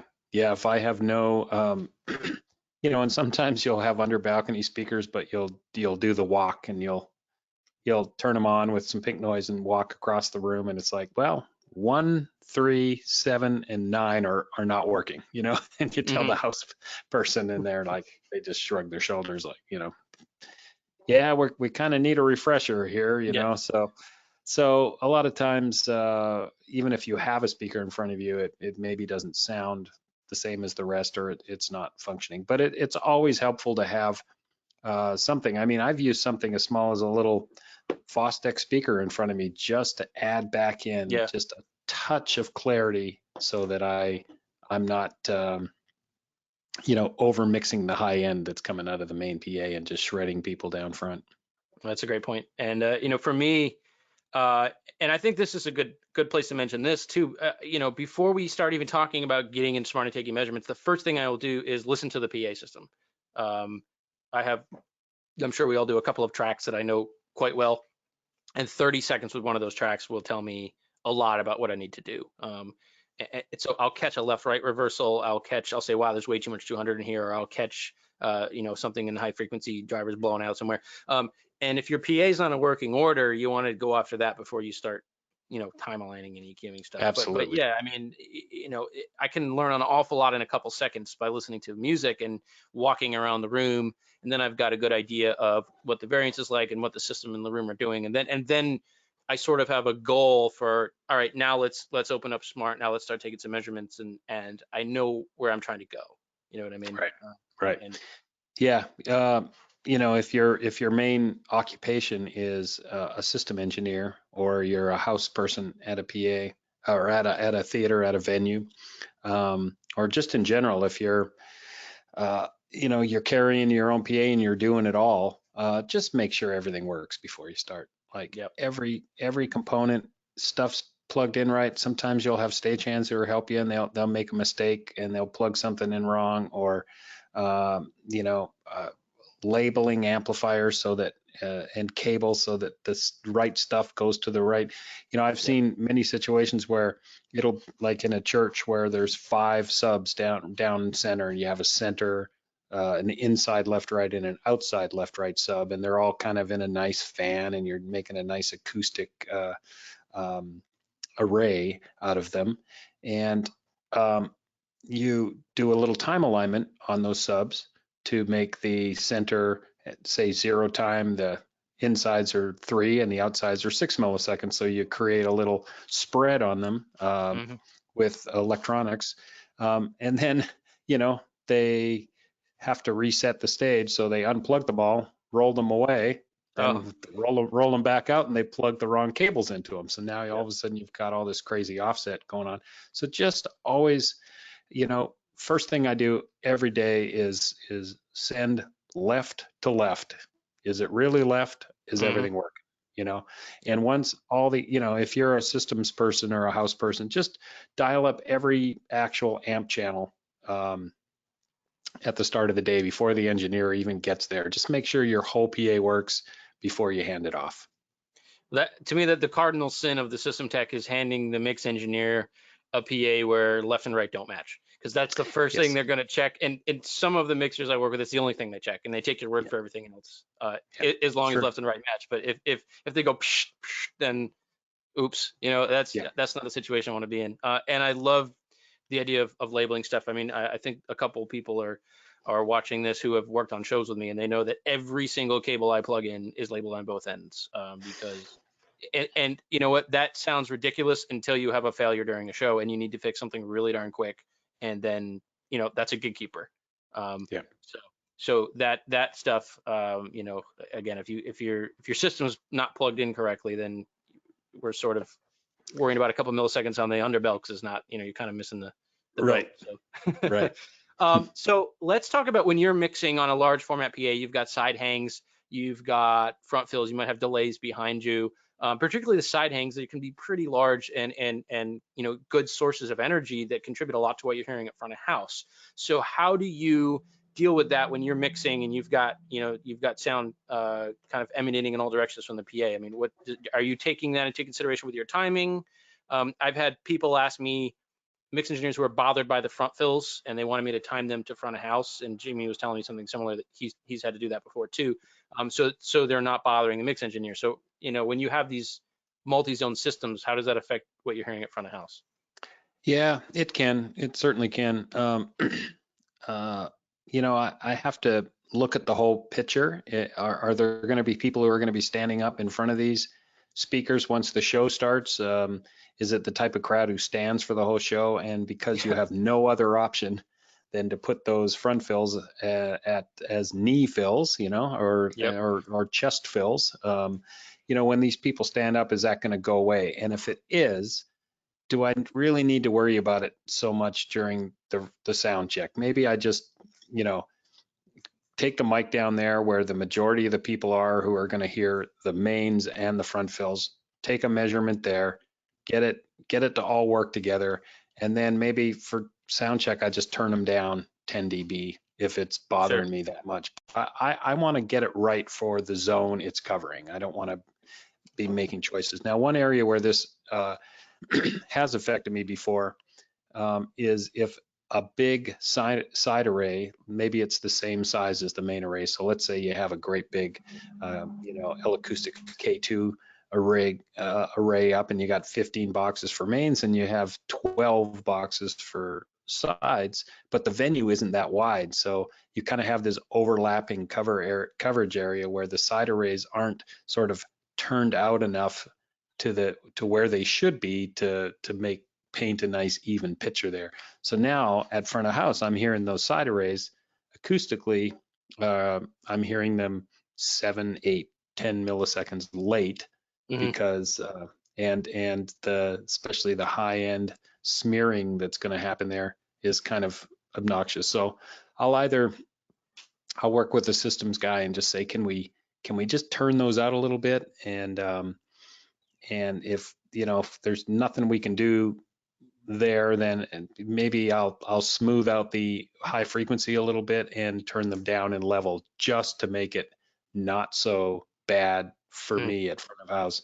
But my main concern is always the venue. I always want every customer to be hearing as close to what I'm hearing as possible. So sometimes I'll just have to suck it up and deal with it if that's, Well, and I think part of what you said that's really important, and I want to repeat it just for people who maybe didn't catch it the first time, because it certainly bears repeating, is don't worry about stuff that's going to change when the room fills up. And I think that's part of the trick, is knowing what to worry about and what not to worry about. One of the halls I work in is extremely reverberant, and the management for the visiting artist always panics a little bit during the sound check, and I go, don't worry about it. And then it tightens up when there's 1,000 people in the room. And so I think part of that is picking your battles. Like you said, am I gonna worry about this thing that is going to change when the room fills up? And so knowing what to touch and what to leave alone, I think is really important. And great example of the side hangs slapping off thousands of empty seats on the sides of the venue in an arena show. I'm not going to worry about that, because that's not going to be a problem later. So and sometimes you just sound check with things turned down or muted, so that you get a nice clear picture of the mains. And like you said, you're not dealing with stuff hitting empty seats, because it won't be that way. So I don't know about you, but I'm a pretty fast system tuner. I bang through all the zones. I get a trace. I kind of average it out and make some EQ decisions based on how it is at 12 noon or 1 in the afternoon in an empty venue at 90 degrees and blah blah, the humidity, and I make these decisions, and I know it's going to be different when the show starts. So I'm very reactive when the show starts, to just say, this is what we did before, this is not what we need now, so let's make some moves. So that's a very good point. And one of the things, actually, the episode of our podcast, Signal Noise, that came out today is with you and your system engineer for your Frampton tour, Carter. And a lot of what we talked about on that is that, while you're mixing, he's walking around the space and he's listening to what happened to the front fills of the room filled up, what happened to the side hangs, and what we're about to talk about, which is the lawn system. And so then he'll come back and you guys will do what needs to be done to make those adjustments. So you do have a pair of ears moving around the space and dealing with that stuff. I think that's trusted, very trusted ears. Yeah.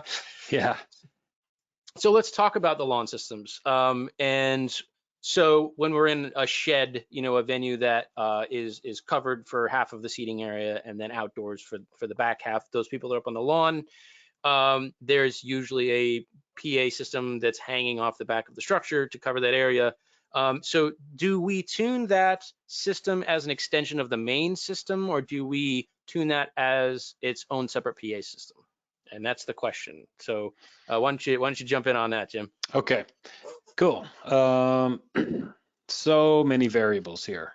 So many whys and what fors before you get in. There is no one answer for sure. So first thing first, what's the shape of the venue? How much of the main PA is going to get out there on the lawn and do a nice job? It's certainly changed in 25 years, I can tell you. I mean, it used to be that these big wide point source arrays, would just be huge and massive underneath the roof, but they just could not throw nice directional high end past the roof line. And so it was a totally different experience out there. But now these, if you have a fairly high roof in a shed, you're going to get a lot of that PA out onto the lawn, and that can sometimes solve half your battle. One of the things that is kind of a drag is a lot of these lawn systems only point down mostly to the first half of the lawn where your PA is already covering, and where they really need it is to hit more along the top part of the lawn. But so it depends, you know, what's the shape of the venue, how high can you get your PA, is it going to throw out there? And there are a few venues, and we had talked about SPAC, the Saratoga Performing Arts Center, up in New York, and it is, the PA does not make it out of that venue. It's just, it's such a shape. If you're standing in the lawn, most of the lawn seats, you literally can't even see the stage. Yeah. So that's, you know, if you can't see the PA, that tells you that, okay, you know, that's not really, let's, right. Yeah. So that's the shortcut. Can you even see the PA? Right. And so you're relying heavily on the lawn system at that point. And, you know, a lot of times, like I mentioned earlier, with delay speakers in some theaters that aren't well maintained, you know, the lawn systems aren't always 100% functional. You'll have some blown high drivers here or there, or you'll have some very old model trap boxes that aren't covering it well, but a lot of the venues are getting so much better. But let's just say you're in a situation where the PA isn't going to get out there. Well, then of course, yeah, you're treating it as a separate PA. You want to make it as full frequency as you can without it throwing a whole bunch of garbage back at the front of house engineer, because, you know, when you're trying to get 60 hertz out of delay speakers, you know, that does affect the mud that happens at the mix position. And then I'd say another variable is the act. You know, what type of band is it? If you're mixing Michael Bublé and all you need to do is just get a feathering of some highs out there to sit on top of what the PA is already providing out there, nice 90 dB kind of thing, great. But if you have Metallica coming in and the main PA isn't getting out on the lawn, you have fans up there that expect a nice crushing experience. So they should get as much as that PA will allow. And that's another thing that I think, you know, we could reiterate over and over again, is that there's no right answer to this stuff. You have to think about the room and the system and the act that you're working with, and you know, decisions that would be totally appropriate for one act, the next night might be incredibly inappropriate decisions. So you have to have all these bag of tricks, you know, just have these concepts and understand these ideas, and then you make the call that you make based on all that. And real quick, you do a lot of corporate work when you're not touring, Jim, and you know, these ballrooms are really reflective. You got the air walls that close, and so let's talk briefly about the delay situation for that. Yeah, the ballrooms can be really brutal at about 80 to 125 feet, as far as, especially if, you know, it's one of those things where your PA only has one place to go, and that's all the way to the outside. And so it's already kind of the outer horizontal coverage pattern of that DV DOSC or Cara box or Melody or whatever, you know, little smaller line array you're using is smacking against the wall. So now you're already hitting the side wall before you even get started. And so a lot of times at 100 feet or so, you will get so much reflected, reverberant kind of feeling and the smearing, and you'll have all that happening. So you have to have some delays. So, you know, as we kind of touched on this already with corporates, but you don't want to, you want to provide what's missing, which is often the high, mid, and highs. But do it in such a way that you're aiming it, you know, if you can aim it to be kind of as much on the same plane as the mains, great. Sometimes you know, you have to deal with you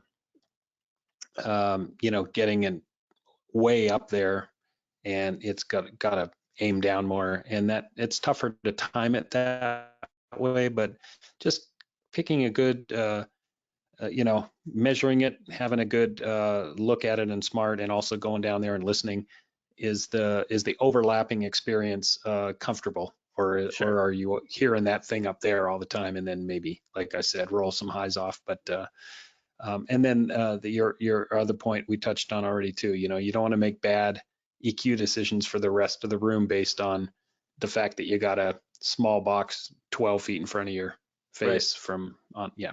Sure. And that's a really nice segue into kind of the last one of the last things we want to talk about here, which is your philosophy of 360-degree tuning, which really changed the way that I approach a lot of stuff. And you have an article about it on ProSound Web that we'll have the link up at the end of this for folks. And obviously there is the PDF handout there in the webinar window. So anyone who wants to download this and click those links and look at this data again, you're certainly welcome and encouraged to do that. At any rate, Jim, just take us through your 360-degree concept. I mean, you're paying attention to not only the front of the PA, but also what's coming out of the back, right? And so you're taking steps to have some control over not spraying all this low frequency energy all over the stage. Right. Can you take us through that? Yeah, sure. Spatial uniformity is key.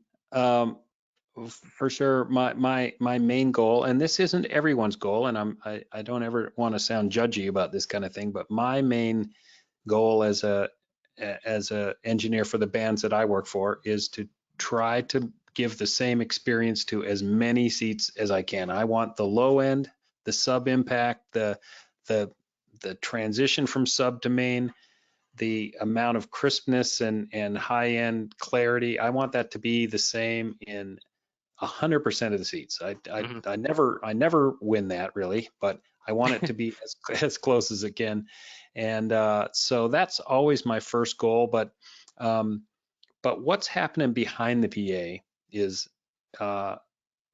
very important. And I think it's always good if you just want to be a front of house engineer and you really don't care that much about monitors.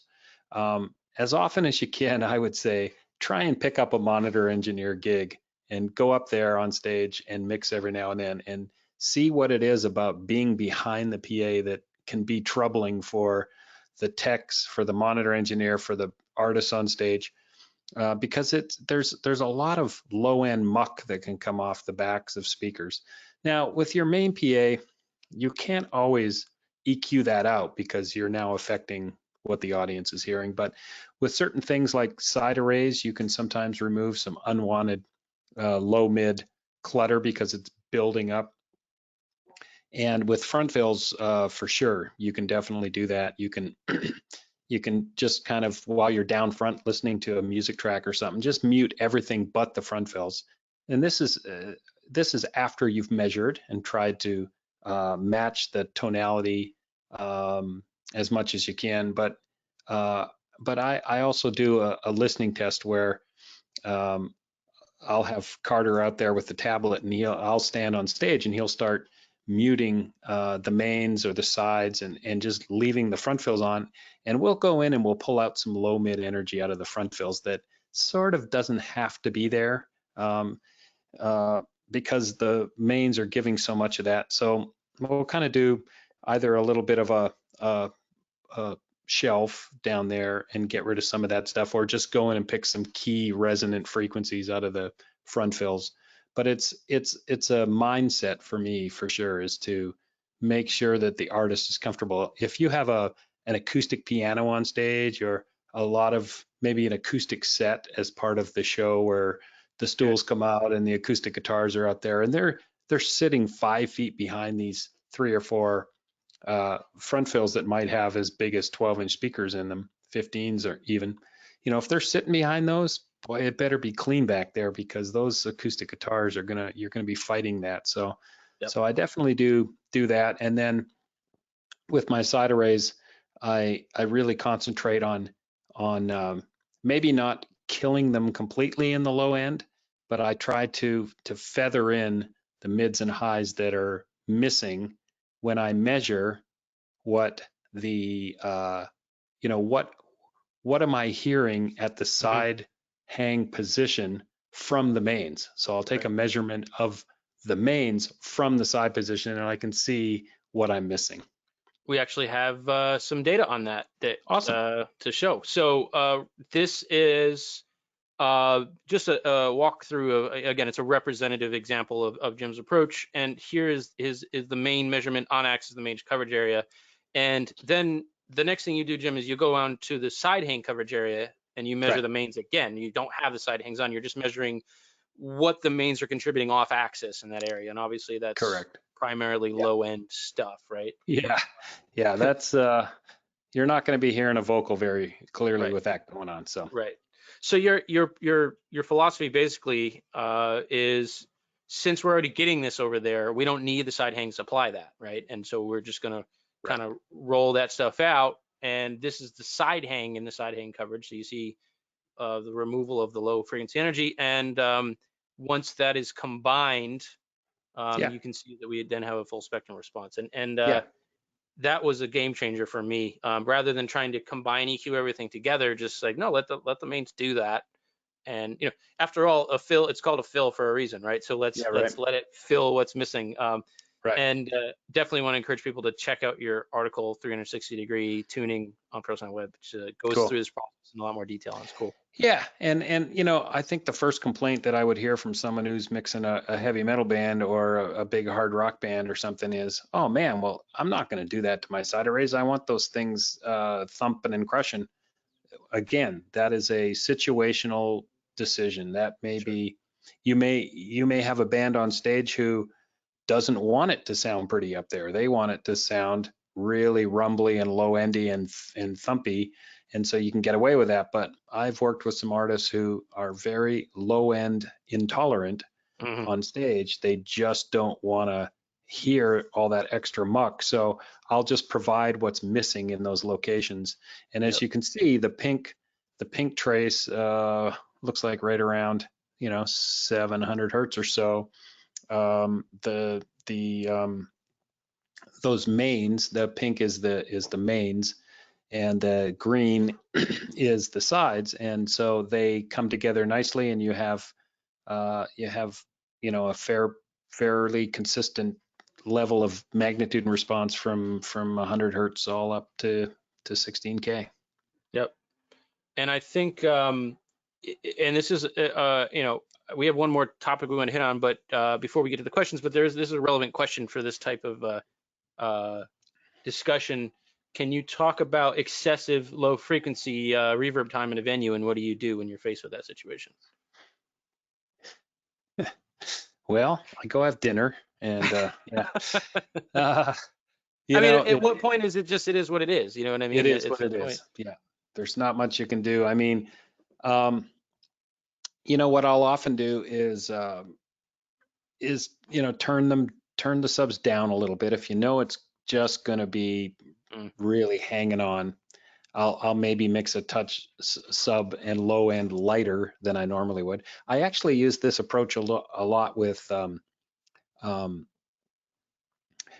very reverberant room. I'll let the PA provide what's missing, because if all the lows and the low mids and the sub is just really resonating in the room, my main PA, I don't need to contribute a whole lot more of that energy into the room. So I will often, I remember this perfectly, in Salt Lake City, used to be called the Delta Center. It's a big arena there, very, very long hang time in the low end.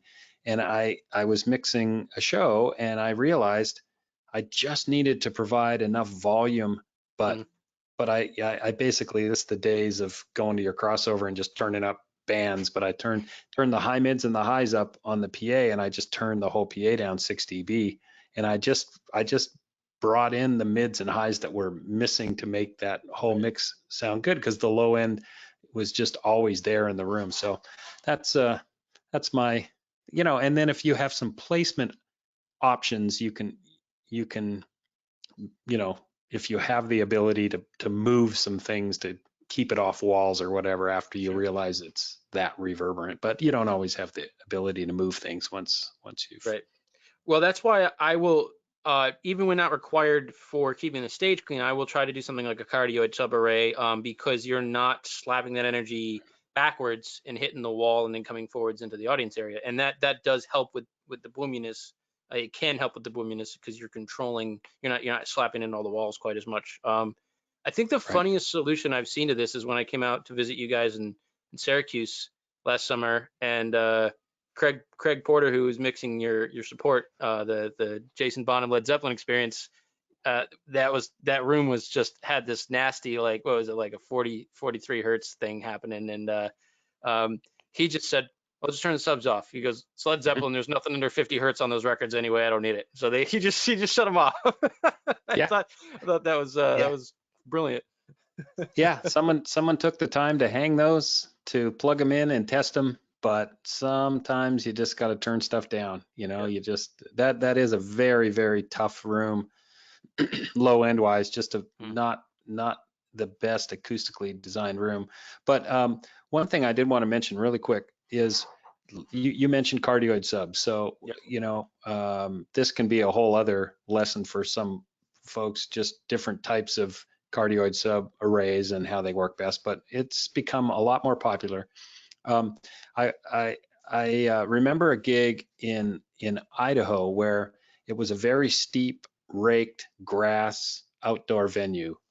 Every section was kind of raised all the way back, and I was mixing 160 feet or so at the back of the venue at the very top, but I couldn't fly the PA very high. So I had it aimed up to give me lots of highs, but I wasn't getting any low frequency energy at the back of the room. So of course, as I'm doing sound check or line check, I'm going through things. I'm kind of making everything sound fatter than maybe normal. And all of a sudden I start to hear toms taking off on stage. The guitar tech comes out there with the guitar and turns the volume up, and it just starts ringing in his hands. And so I ran down there to have a listen, and this 360 tuning thing, perfect example. It was extremely low endy down front. And we had already tuned the whole PA walking around the venue. It was an open air venue, but there was a roof over the stage, and just all this low end was getting trapped. So what we ended up doing was we made a decision. We just kind of sent everyone away. We had a multi-track to do virtual playback, so we figured we'd fix it and then get back to that. But we ended up changing the relationship in level between the mains and the subs. We had K2s, so they went down very low, but we ended up kind of high passing those a bit, or really morphing out with the system processor, the LA network manager. We morphed out a lot of the low end from the mains, and we turned the subs up louder than we normally did. And I think we actually maybe changed sort of the how high we let that go up. We kind of took them all the way up to 100 hertz, where we'd normally sort of cut that off at 60. And we created a cardioid array. And so now we had all this great cancellation of low end going backwards, but we still had plenty of impact out front. We just got it from the subs, which we could control, versus the K2, which was going to send as much back as they were going to send in that venue. So there you go. Yeah, that's a great tidbit there, and it kind of reinforces to me, like, the what underscores all of this is understand these principles enough that you can create situations on the fly. You can create these solutions, you know what I mean? And okay, well, that didn't work. I know another way to do this. And so I think the last thing we want to touch on, and then we'll try to get to some questions here, is the idea of SPL monitoring. And there's a lot of facets to this, and we have a whole, the Rational Acoustics has a webinar just digging into this whole thing, and we have a couple of video resources as well. But I think the aspect of it that's relevant really to this conversation is consistency again. So consistency throughout the show and consistency among the different listening areas. And so, for a lot of reasons that we're not really going to have to dig into about the way that humans perceive loudness, we're not always a good judge of what is safe, versus what is comfortable. You can have a comfortable mix that's loud enough to damage your hearing, and you can have a mix that's totally safe but is uncomfortable to listen to. And also, a house of worship is a great situation where, by taking SPL measurements, you can say, all right, well, I know that it's 7 dB hotter down front. And so if I'm comfortable at mix position, it's probably too loud in the front.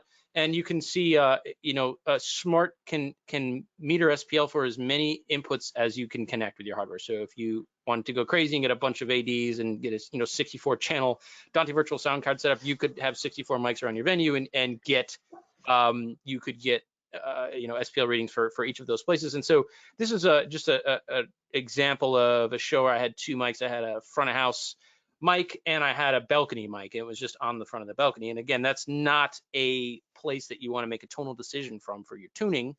But it's a really great way to sort of, those first couple rows of the balcony, depending on how the array is done, can get a little hot or maybe not enough. And so having that visual feedback during the show. And on the left side here, we're seeing the SPL history timeline for a show and a bunch of different metrics that we're tracking. But that idea of seeing how the contour of your mix is going from where you started off and be able to look back on that timeline. When I started mixing with an SPL timeline, it was a real game changer for me to kind of manage dynamic range in a way that, can provide impact to the audience, but you can see when it's time to pull it back and not tire people's ears out. And you mix with an SPL meter on your console for the same reason, right? You're kind of monitoring for consistency. Yeah, for sure. And definitely from night to night too. I just want to know if I'm mixing at 125 feet and then the next night I'm mixing at 80 feet, I'll take that into consideration. But I always think about where the zones of my PA are hitting and, again, how representative is it at front of house? And so if I can just see what I'm getting, which you would think would be sort of the optimum position in the house, the center. But yeah, if I can just have that there in front of me, it helps me so much. And I refresh it throughout the night. And I actually got to take this. I got to take this webinar and learn to start displaying more SPL information in Smart. Yeah, and I was talking about that with Jamie this morning. You kind of go, oh, it's cute, does an SPL meter, but I mean, I think we did an hour and a half on the SPL stuff in Smart. Sure. There's a huge tool set here. And it's a little bit like a black hole when you get into it. There's so much that to know about it and to learn, and then you get into regulations and venue policies and all that stuff. So yeah, it's such a social and ordinance issue these days that it's good to be armed with a nicely calibrated SPL mic and or 2 or 3 or 4 and yeah. And there's again a couple of pictures from my show. So I've got, as part of my mixing tool, I'm looking at that timeline as I go. So all right, Jim, let's real quick sort of put the cherry on top here. Let's talk about tilt. Okay. Don't do it. Just don't do it, kids. Yeah. So this is one of my screen grabs from a show. This is probably, I think it says mains and subs right only, but this very well could be a modern PA, just the mains. Sure. You turn it on. We all know that the sound of sound systems, line arrays, has morphed over the last 10, 15 years, and they sound great. You especially if you're at an open air venue and it's going to be like a state fair or a county fair or something, and you're going to have bands all day. You throw up one of these modern line arrays, you hit the stock preset for that, and this is what you're going to see a lot of the time.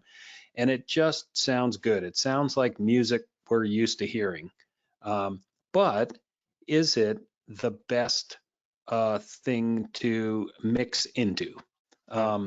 What you're producing on your console is going to now be fed into this response, and you're going to have to deal with what you get from that. So what happens a lot of times is if you're bouncing around a lot and your console has a fair bit of low end built into the mix already, and then you go from kind of a PA that's underpowered and it doesn't really have a tilted low end like this, and then all of a sudden you get a PA like this, boy, you're like scrambling right out of the get-go because everything is so huge and boomy and toms are ringing and everything's going crazy.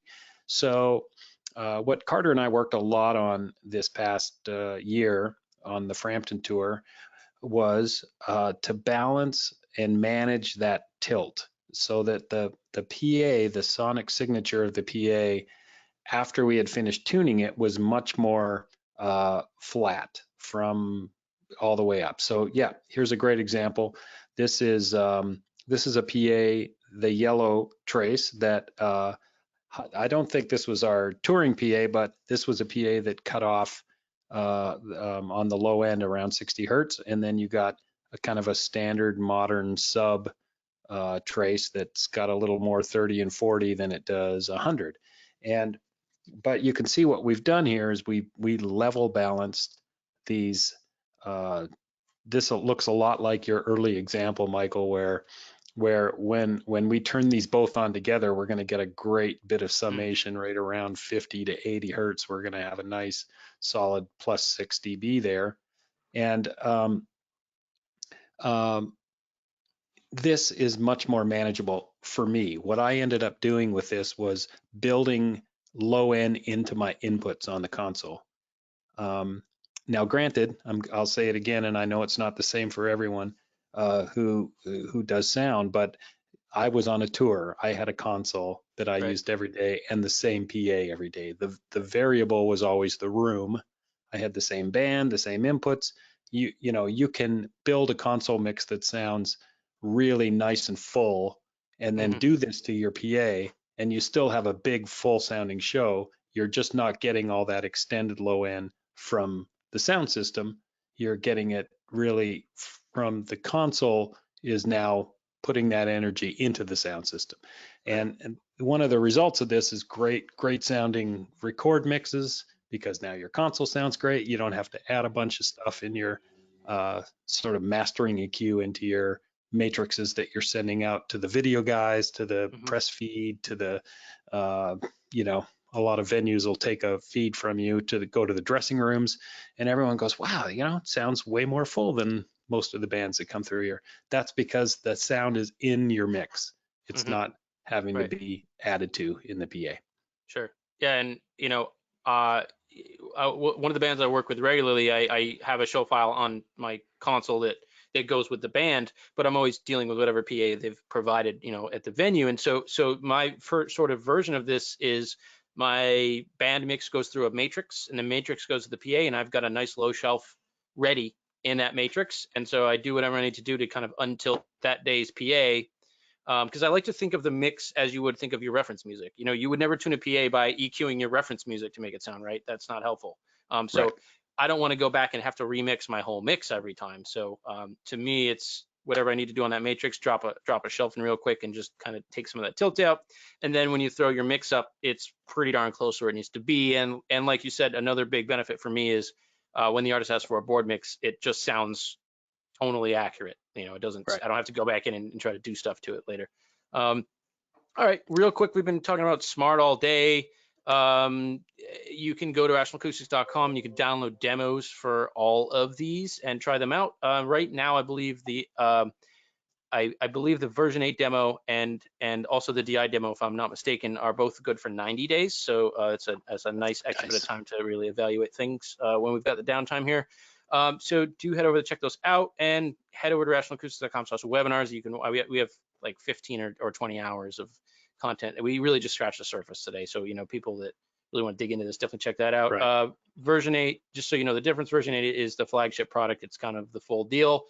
DI2 is sort of a stripped down version of the product, and the major difference in this context is that instead of being able to take multiple transfer function measurements simultaneously, you can only take one at a time. You can adjust 2 inputs at once, and you can still use multiple mics. You just can't run them all at the same instant.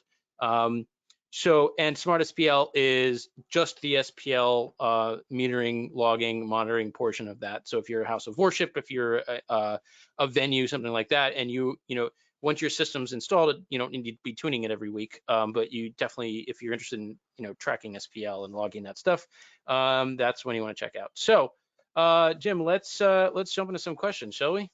Cool. All right. So let me get my little device here. Okay, so you only have 15 or 30 minutes to tune a PA. In that situation, what's the fastest way to bang through aligning the PA? What do you focus on and what do you skip? That's a great question. That is, because my old I mentioned Dave Lawler, the gentleman who taught me all about SIM, which is a Meyer product, and kind of the foundational product for a lot of, or one of the foundationals, along with TEF and a few other things. But Dave used to always call it, he was a funny guy, is a funny guy, and he would say he was going to cowboy it in. Come on, man, we got to cowboy it in today. That was always his thing. Like, we don't have time to muck around and take tons of measurements. Let's just get this thing going in, Right. in 15 to 30 minutes, like you said. That is a really good window that a lot of people, you don't get much more time than that. Yep. There's a gig in San Diego State University, and you don't get to turn the PA on until 5 p.m. and doors are like 6:30. So you just got to be ready to go. And like I said, I kind of am a creature of habit, so I always do my front of house, one side of the PA, main PA only, then I'll do front, then I'll do back, then I'll run the mic out to the side, and I'll knock out the main to side measurement, and then I'll run it down front, get a quick front of house mains to front fill measurement. And like I said, if I have 15 to 30 minutes, I'll kind of maybe skip the listening to the front fills on stage and all that. But that's kind of bonus stuff.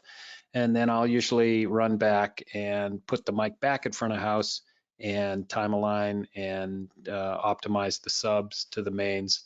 And then I'll throw some music on and see how I'm doing. So Yep. Yeah, and I'll add that for me, I'm kind of going by majority rules.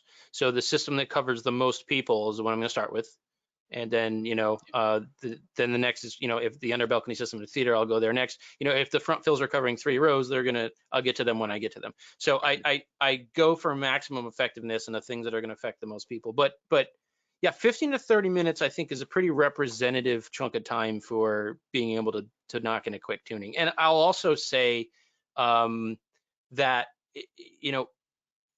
a couple of things, if you're spending much more longer than that, I mean, if you're still getting used to working with the analyzer and stuff, I understand that. But for an experienced user, if you're working on one EQ for 45 minutes, you're probably EQing stuff you shouldn't EQ. right. It's literally 1 or 2 filters. If I have to put more than 3 filters on something, there's probably an issue. So I really quickly hit the major issues. One thing I'll do is I'll pop back over to Smart here just for demonstration. But one thing that I will recommend is zooming out your magnitude view. Taking the bird's eye approach here. If I can see it here, it's going to be audible, and I should probably pay attention to it. But it's far too easy to try and come in and put, Right. don't put little filters on all these things. So yeah, I think that's a cool answer to that. And a related question. We'll have this data up. How do I calibrate a measurement mic to read flat if it did not ship with a calibration file? Okay, so I'm going to show you why you don't probably need a calibration file, but you can ship your mic out. There are a bunch of companies that will measure your mic in the lab and send you back the response data that you can then import into Smart for that microphone if you want to, and email Rational Acoustics Support and we can connect you with those resources. However, any reasonable quality professional measurement mic is probably, I mean, the rule of thumb is if it comes with a calibration file, you probably don't need the calibration file. That's sort of my shortcut. Someone measured it, someone paid attention to it, it's built to that level of quality, you're probably good. So this data here, and I'm going to just zoom in on the magnitude trace by clicking single plot and changing it to magnitude.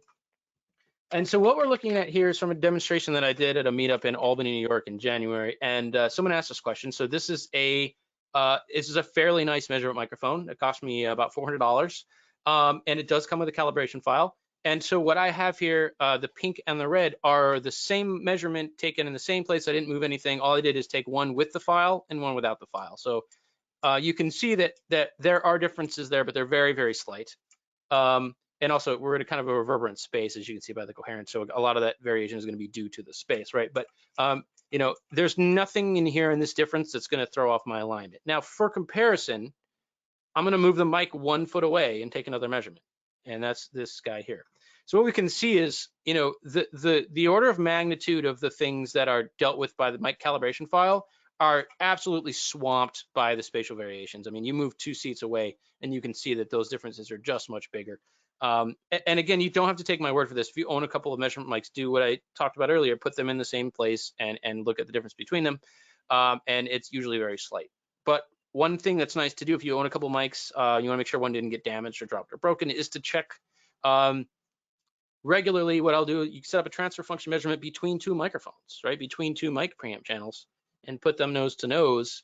And if those mics are identical, you'll see a flat line as the transfer function. And so that's a good way to just do a quick check and make sure that all your mics are uniform. And again, if they're within a dB or so, I'm happy, right? I'm not concerned about a half a dB at 18K. And if you are up there putting filters in based on that, I'm not sure I want you to touch my system. You know what I mean? Yeah, for sure. And like we were saying earlier, and getting back to the 15 to 30 minute thing again, like this is that the room is going to change. Bodies are going to change it. Temperature, humidity is going to change it. It's all going to change. So when you take your initial measurements,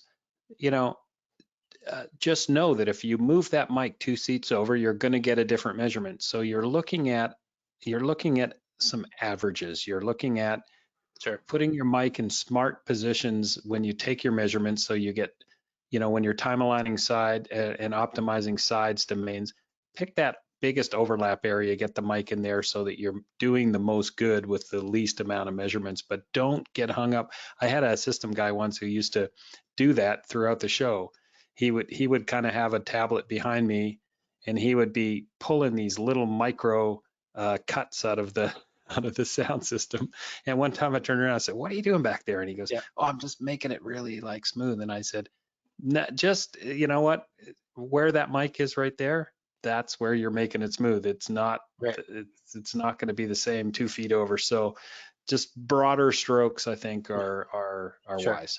And I'll also add, the worst thing is don't make me mix to a moving target, right? If the PA is a little bright, I know that. And I have master bus EQ, I have matrix EQ. When you're touring through clubs and it's PA du jour, you just deal with that. But I've been in a situation where I'm running a show and there's a guy next to me who's poking around filters on a tablet. Like, don't do that. You know what I mean? Because now you're forcing me to reevaluate every 30 seconds instead of making that call once and then mixing into it. And a lot of times if it's console du jour, you're building your mix there on the date into that PA. So I don't care if the response isn't perfect, as long as it stays where it is. I'm going to mix into it. So so yeah, don't go on fishing expeditions in the system EQ without talking to the front house engineer. Yeah, one of the sort of rules of thumbs for me is if I can hear it, I'll deal with it. Yeah. If I can't hear it, if it's a side array or whatever, even if I've just met this person that day and I'm working, once the show starts, I'm standing where I'm standing and I'm mixing. So, listen to what I'm doing here and then go out there and make that side stuff sound like it does here as much as you can. And so, but it's a great point. Yeah, don't be changing things on me here. I mean, I'm mixing into that for sure. And I think another good time to mention, when you're mixing, you carry your Lake processor with you and you've got your tablet up, and I've seen you kind of, as you're mixing along, if you're hearing something, you'll just reach over and put a little filter in on your Lake. So you could kind of trip up the mix engineer if you're following around throwing filters in. And I think that's a conversation they have, and it goes back to what we talked about on the podcast episode that came out today.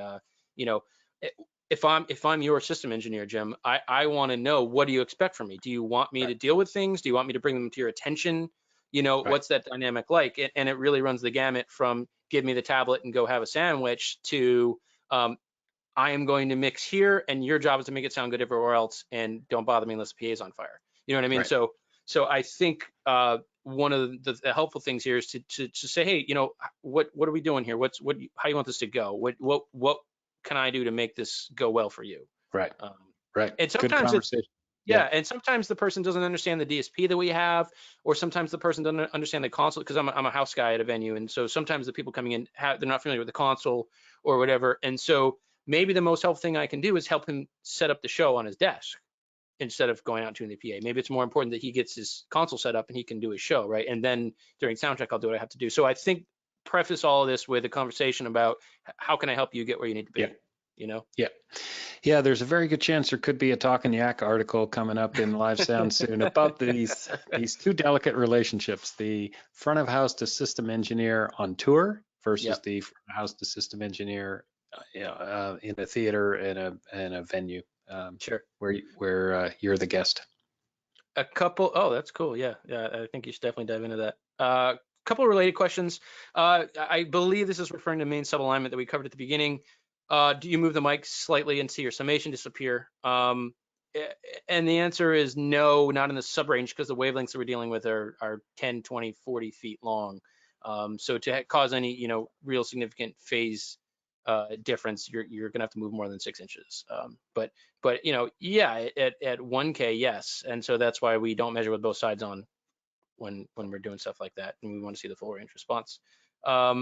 So yeah, but that's part of the battle, right? Is understanding, and something we talked about at the beginning is I have to know going in what are my chances of success here if I have a situation where the PA is designed in a way that it won't hold over the space, that it does have a different alignment 10 feet away, then and that's sort of the entire point of the discussion we had. Where do we want to time it, right?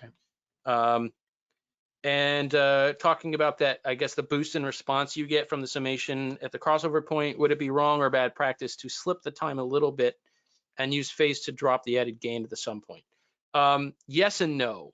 In the electronic domain, it's a popular method used for people that are building often two-way speakers. The passive speakers, they don't have DSP built in, so you can't use delay as an alignment mechanism. So you can either build it with a physical offset between the drivers, or you can use the phase. If you're down 3 dB at your crossover filter points, second order filter, first order filter, you'll have 45 degrees each way. So yeah, so your sum will be 90 degrees off instead of perfect summation. And so the summation will only be 3 dB instead of 6. That's another rabbit hole. Ethan Weiner's book, The Audio Expert, really goes into that at a deeper level. So yes, but spatially, I wouldn't do that when an acoustic summation, because you've now made it so you're going to drop into that cancellation quicker because you were barely aligned to begin with. So again, you're not creating a situation where there's no sub energy in the room. You're moving it around where it goes. So pull up something like Meyer's map and put 2 subs in and play with the time and play with the polarity, and you'll see that you might end up with nothing out front and huge side lobes, and that's probably not great. So so it's all about your directing this energy, and it can be very difficult to visualize if you're not used to looking at predictions. So what I would recommend is to really get a handle on that, play with some prediction software, and you can see how you affecting the coverage over the space. The biggest mistake I think you can make with all this, and Jim, again, feel free to disagree, but I think the biggest mistake you can make when you talk about this is to think about one location.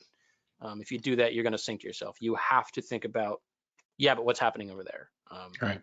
Because it's, I can tune a system for whatever mic position and make it look absolutely amazing right there. And if you sit 4 seats away, it'll sound horrendous. So you got to have that context, Yeah, and one, one trick that I use this with 2 kick drum mics, is you can actually tune to a more pleasant note for your personal tastes with 2 kick drum mics with a little bit of offset delay. When I combine these 2 mics together, okay, they're sort of phase accurate right now, but I kind of don't like the sound I'm getting. I kind of like my outside mic better. I want it to sound more like that. Well, you adjust that delay time half a millisecond or a millisecond, and you can kind of morph you can go from having this thing that looks like this to it looks more like this, and now I have more 40 hertz.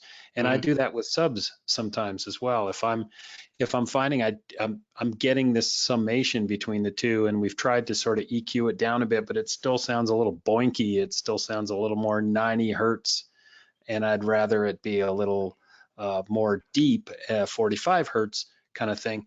I can work with my system guy and say, hey, let's just goof around with that offset delay in the subs or the mains, wherever you had to do it that day, and we'll slide it by a millisecond or 2 and just see if we get a more pleasant result. And there's nothing wrong with that. That's just being artistic with time alignment versus just being completely accurate.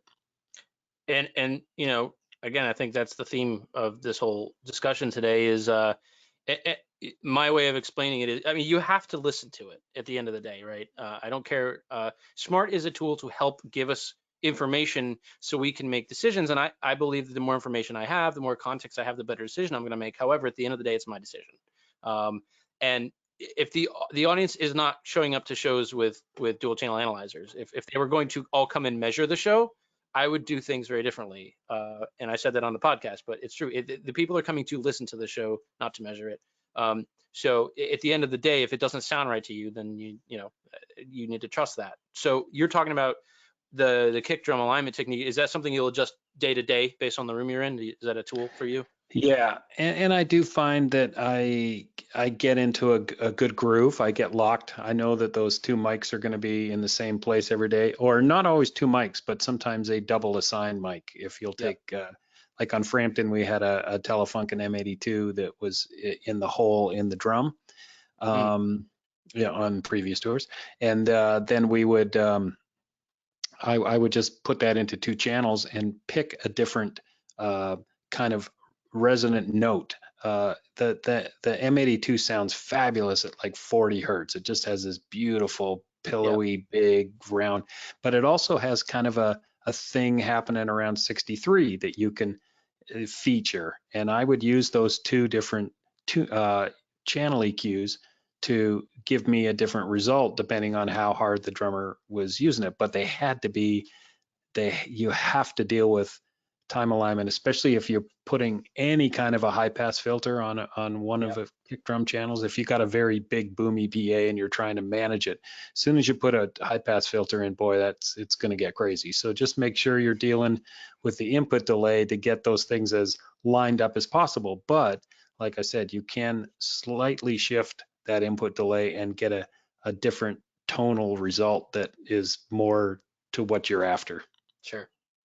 Effect subs, what would you recommend for alignment when levels are often boosted for effect? If I'm understanding the question properly, it's when we have our regular subs as part of our system, and then we have extra subs. You see this a lot in theater where there's just, thunder or some sort of explosion, or you have these extra subs that are literally a special effect, and they're not really part of the main system.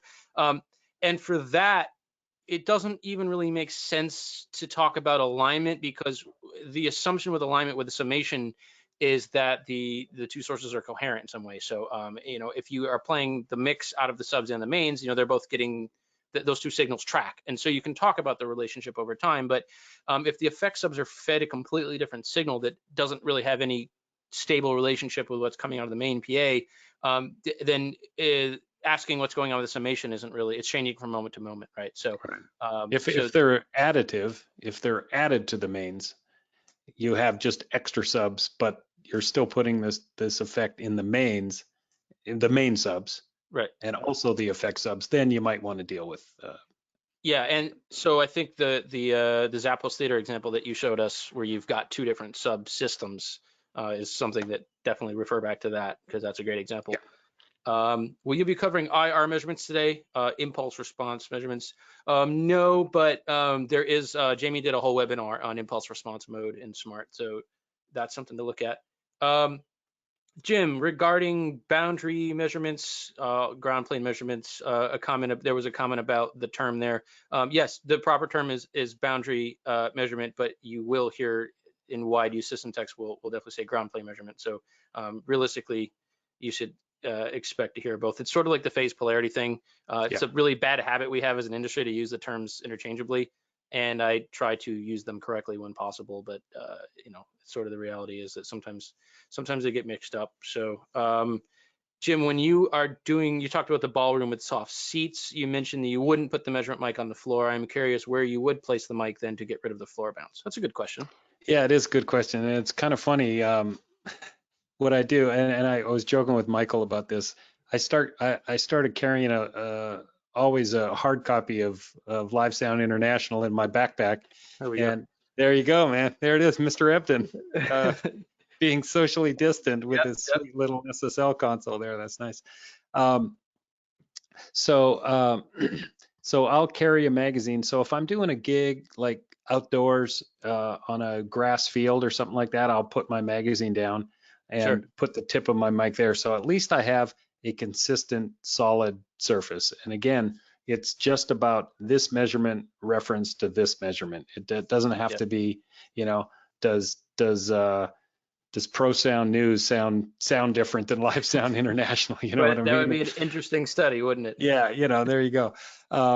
So I do that, but what I'll do in the ballroom is, so I've got this round table, and I'm looking, and it's like there's the little line array, and it's shooting in this area. So I'll put the magazine on the table near the edge of the round table. I'll put the magazine kind of right there and put the mic there, so I have the least chance that I'm getting any bounce off the table, and I'll just measure it there. Or I'll put it on a stand, and I'll just kind of try to find a spot in between two tables where I've got mostly seats and then a clearer shot to the PA. So. And I'll add another approach. Instead of trying to get the ground bounce out of a single measurement, statistically speaking, if you use a couple of mic positions and average them, you'll average that out, because it's going to move around based on your placement. So take 4 or 5 measurements and average those guys. You know, that's another way of. But again, you know, these are all tricks based on the context. So take a boundary measurement, take a couple spatial measurements, average them, look at all that data, and try to make a call that way. You definitely learn over time. You see patterns. You know, one thing that you had mentioned, and I'll try to be brief, but I learned when I was coming up in the clubs of Canada in the 80s, and then I started to work bigger shows. I had to tune everything by ear. I mean, all we really had was a real-time analyzer, and I would look at it and say, yeah, that looks like what I'm hearing, and that's cool. But when I first worked with Dave Lawler, and he was simming the PA, I would kind of look over his shoulder at what he was doing. I realized after a while, when I started using Smaart in the late 90s, I realized that when I get the PA massaged into where it sounds great to me, my curve always looks like that.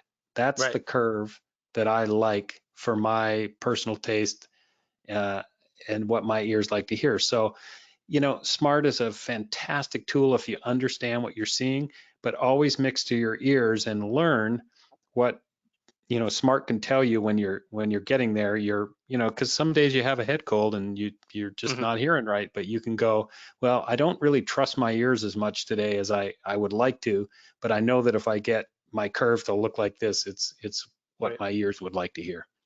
And I think an important part of that is just because you own a copy of Smaart, that doesn't make you the EQ police. I think, you know, that's it. I don't show up and try to get a flat line on the screen. That's not what we're doing, right? It's not a video game. It's about consistency, which has been the theme all day for this discussion.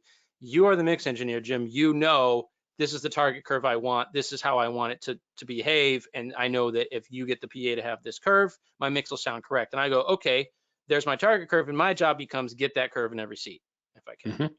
So it's not, hey, you got too much bass in your rig. That's not my job. It's, you know, make everyone hear Jim's mix as close as I can. That's what we're trying to do.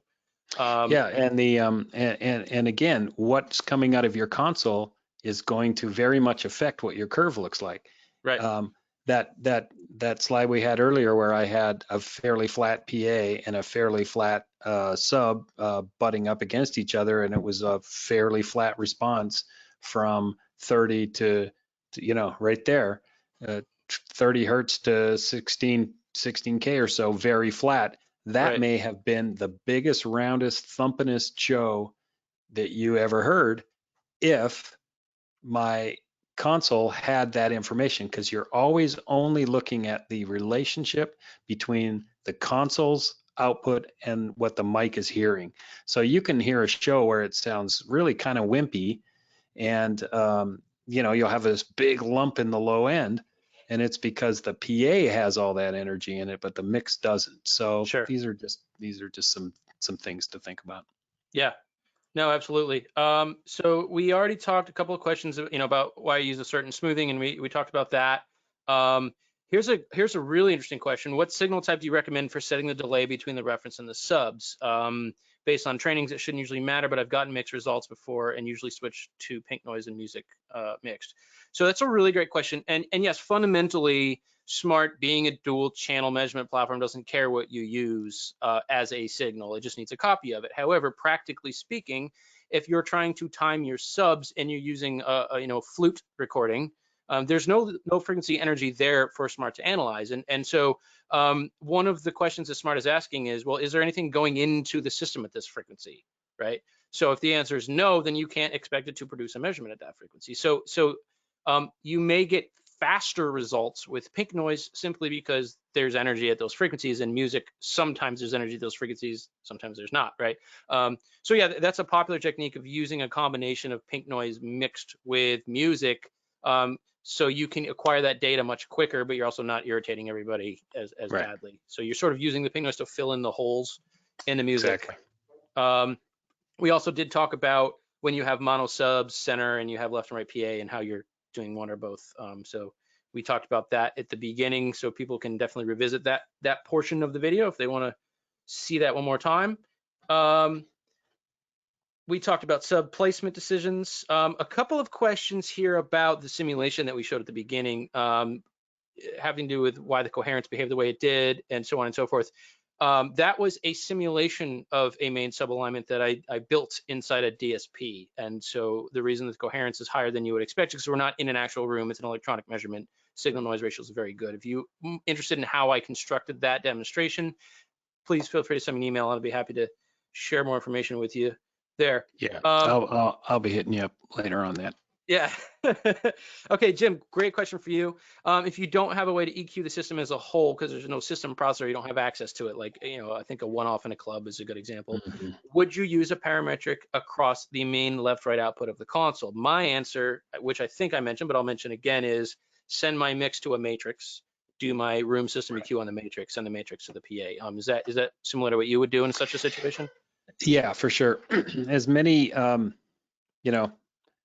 once you touch the left-right mix, then that goes everywhere. So Right. sometimes, if it's a one-off, it's just that day and all the zones are kind of the same, that might be the fastest way to do it. But in general, yeah, I'll send my left-right mix. I do, because of my flatter transfer function and less tilted PA, I do actually add a little bit of low end and sometimes a touch of high end shelving into my left right as a starting point, and then mix my inputs into that. And some people may just go, what? No, you can't do that, but that's what I do. But yeah, parametrics across the matrices. And again, I know as we were talking about a lot of this stuff today, I realized that a lot of times you can't get to this system. You can't go to that side fill and change anything about it because it's locked in a closet somewhere, like in a house, in a church, or there's one guy with a key and he's on vacation and you can't get to any of that stuff. But my only recommendation is set as many zones up as you can on the console or in a signal processor. Purchasing some type of a DSP that you can do, 2 in and 6 out, and use some software to tune things is Sure. fabulous. I mean, I don't own a lake. I'm lucky to have somebody provide a lake for me every time, and a great sounding console. But anything you can do to control your own destiny on your end is great. Well, I think that's a great point, because I'm primarily freelance, and so a lot of times I'm being called into a venue with a system, and they don't know enough about this topic to know something as simple as, hey, you need a DSP, or hey, you need EQs on your wedges. Like you see that in houses of worship, smaller clubs, or someone took the place over from a previous owner and they really have no idea. So if I'm trying to get results, I own a Symmetrics Prism DSP that I really enjoy, and that it fits in a 2U thing with a patch bay I built, and so I can show up and I can slap that in between the console outputs and the PA inputs, and that gives me a tool set to wrangle things into position really quickly. And so it's sort of about, for me, I want to make sure that when I show up I have the tools I need to do my job. Right. I don't want to get in a situation, you know, I can't go around and tap all the people that sat in the balcony and say, it's not my fault you couldn't hear the show because, you know, the delay processing wouldn't let me into it, right? Like I can't, it's my fault even if it's not my fault when you're mixing. That's how it goes, right? So, so yeah, I that's something that I made.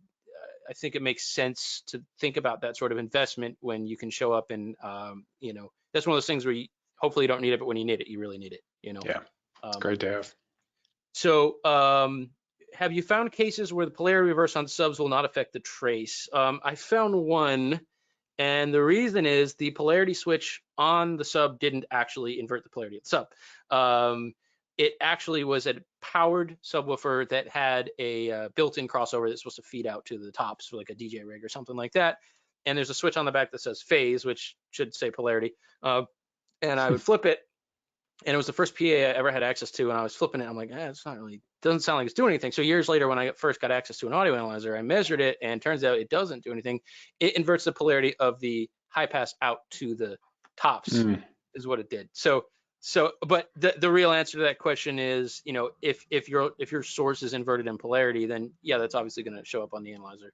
Now, if you're measuring 5 subs together and one of them's got a polarity inversion, you know, that's going to be a little harder to see. And that goes back to what Jim was talking about, verification. Make sure that your PA outputs are proper, and test that first. Make sure your subs are all in polarity before you start to build a cardioid array, or it's not going to work. You know, and you don't even have to measure them all the time, one at a time. If you don't have, if you have our great question about 15 to 30 minutes, I don't have time, but you can listen to one, then add the second, make sure they add.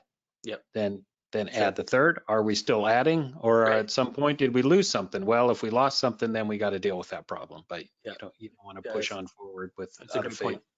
And I think it also makes sense to mention here about the analyzer's role in training your ears to hear stuff like that.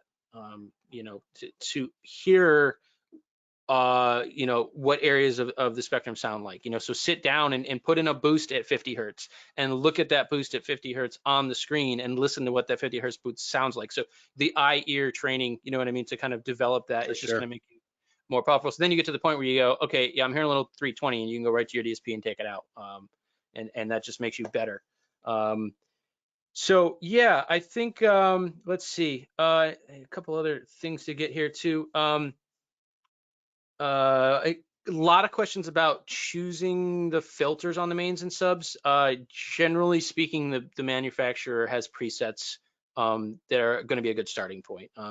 You want to be careful messing with crossover filters, because you can you open yourself up to the probability of damaging something or making a component work in a way that's not supposed to.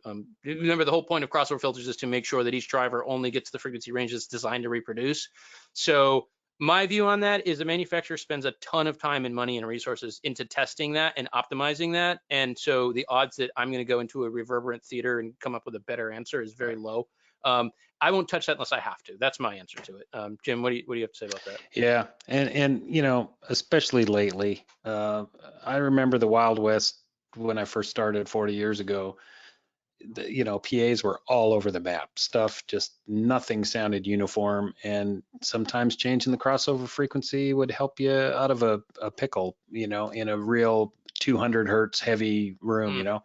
But this stuff that's out there these days, you know, like you said, there's so much time and research and money put into it. These PAs all sound really good, and so you don't want to try to outthink somebody, you know, who spent that much time designing this stuff. So, right. Here's a good question. Do you EQ a system first or time align it? How much does it matter if it does? Well, you want to be careful with EQ. They affect each other, I think, is the answer there. My goal is to work my way up. So I will start with something like the left array, and maybe that's 3 zones. So my first thing I'm gonna do is make sure those 3 zones are playing together the way they're supposed to. Once that's working as it should in terms of variance, then I'll add in the sub, and then I'll add in the front fill. And so you kind of keep zooming out. So each component needs to behave itself, and then you build and you build and you build your way back. So, you know, I guess I work back and forth. You know, each zone needs to hit the target response, and then when the zones play together, they have to be timed together. Yeah. That's the short version, I guess, right? Yeah, and again, like let's talk about you go into a venue and they have a really old PA, and I have come across this where the high mid and the highs are 12 dB down from the low mids and the lows, just because it's old tired drivers and they just, so in that case, I'm going to try to work with crossover levels if I got them, or I'll do some crazy high shelf thing on the PA before I really do much more. Like I'll run some pink noise into one side of the PA, like you said, and if it's just way off, I'm going to deal with that EQ before I start time aligning everything. So that's a great question. Yeah, for sure. So Kelly, how are we doing, man? Did we break the record yet, or do we? We're getting close. I think if you Nice. just do a couple more questions, you could break that record. But I'm not pressuring you, Ernie. Well, I'm happy to, I'm happy to keep talking if people want Some to stuff hear stuff. of interest here. I mean, obviously, there's a lot of stuff of interest because I knew this would be one of those lots of questions, lots of topics, lots of ways to see Yeah. something. Well, I'm happy to hit a few more if everyone. Yeah, if you don't mind. Let's Sure. if people are hanging on, Yeah. Cool. Okay, a couple of questions about Smart software. Is Smart available for Windows? Yes, it's available for Windows and Mac. General Smart question: how do you import a target trace for the RTA? Well, so what you can do is go up to the options menu and hit target curves, and then you can see I've imported a couple here, and just hit import, and it'll ask you where you want to pick the file from, and hit OK, and that's it. So that's really simple. How do you set the dB level for SPL monitoring if you don't have a calibrator? Well, there's the $10,000 question. Sure is. So the idea is that a microphone takes an acoustic pressure and converts to an output voltage, and then when Smart sees that voltage come in, it knows what the SPL produced it, but only if you calibrate it. We have to tell Smart, hey, this voltage that you're seeing right now, this was produced by 94 dB SPL at the microphone, and that's done through the calibration process in Smart. But if you don't know what pressure is happening at the microphone, then obviously you can't calibrate that. So it's an absolute measurement, so it does have to be referenced. So you can sort of do the poor man's calibration where you hold up your handheld meter and calibrate Smart until the numbers match. However, the assumption you're making with that is that the handheld meter is accurate, and that's a very dangerous assumption. If you haven't seen our SPL webinar, check it out. We bought like 40 handheld meters, and they varied over like a 7 dB range. It was just an enormous I believe it. Yeah. There's at the end of the day, you do need to reference an SPL measurement. It does need a calibration in order to mean something. Now, in a situation like where Jim is looking at his measurement and he's trying to just hit the same number every night, you're mixing for consistency. It doesn't matter what the screen number says. You just want to see the same number every night. Right. But if you're saying we have to keep it under X level or we're going to get fined, or we have to keep it under X level because OSHA or NIOSH, if you're worried about exposure or legal stuff, that number is important, and you're definitely going to want to do a calibration. Yeah. I got a new handheld one about a year ago, and yeah, I generally just go into the calibration section of Smart, and I just kind of keep clicking until it reads about right, and I'll just but what I find is dB SPL of the PA it'll react differently. Like Smart will read differently than my handheld meter at different dB levels. So at 80 hertz, you may set it at 80 when walking music's playing, and then as soon as the show starts and it's 96, it's like they're way off. So it's tough to get right, but I try to find a ballpark. But like you said, that is for my purposes of just hitting a mark, not for accuracy and legal stuff. And the linearity argument, about, hey, this handheld meter is accurate at 80, but it's, and this is something I spent months just testing this stuff. Maybe we can calibrate, go get 5 handheld meters and get your calibrator and calibrate them all perfectly at 94, turn that calibrator up to 110, and one says 113, one says 109. So part of the reason that the $30 meter, is you got to be careful with what the number is, because again, there might be a very small window where that's accurate. And there are standards, a couple of standards that we go through in our SPL webinar about to meet class 1 or class 2. There are standards for that, so it has to be, you know, linear within half a dB over this range, and so if you get, you know, Smart can be a class compliant SPL rig if you get the proper hardware. So again, check the video out for that. But again, you know, does it make sense for you to make that investment? Depends on what you're trying to measure. If you, Right. you know,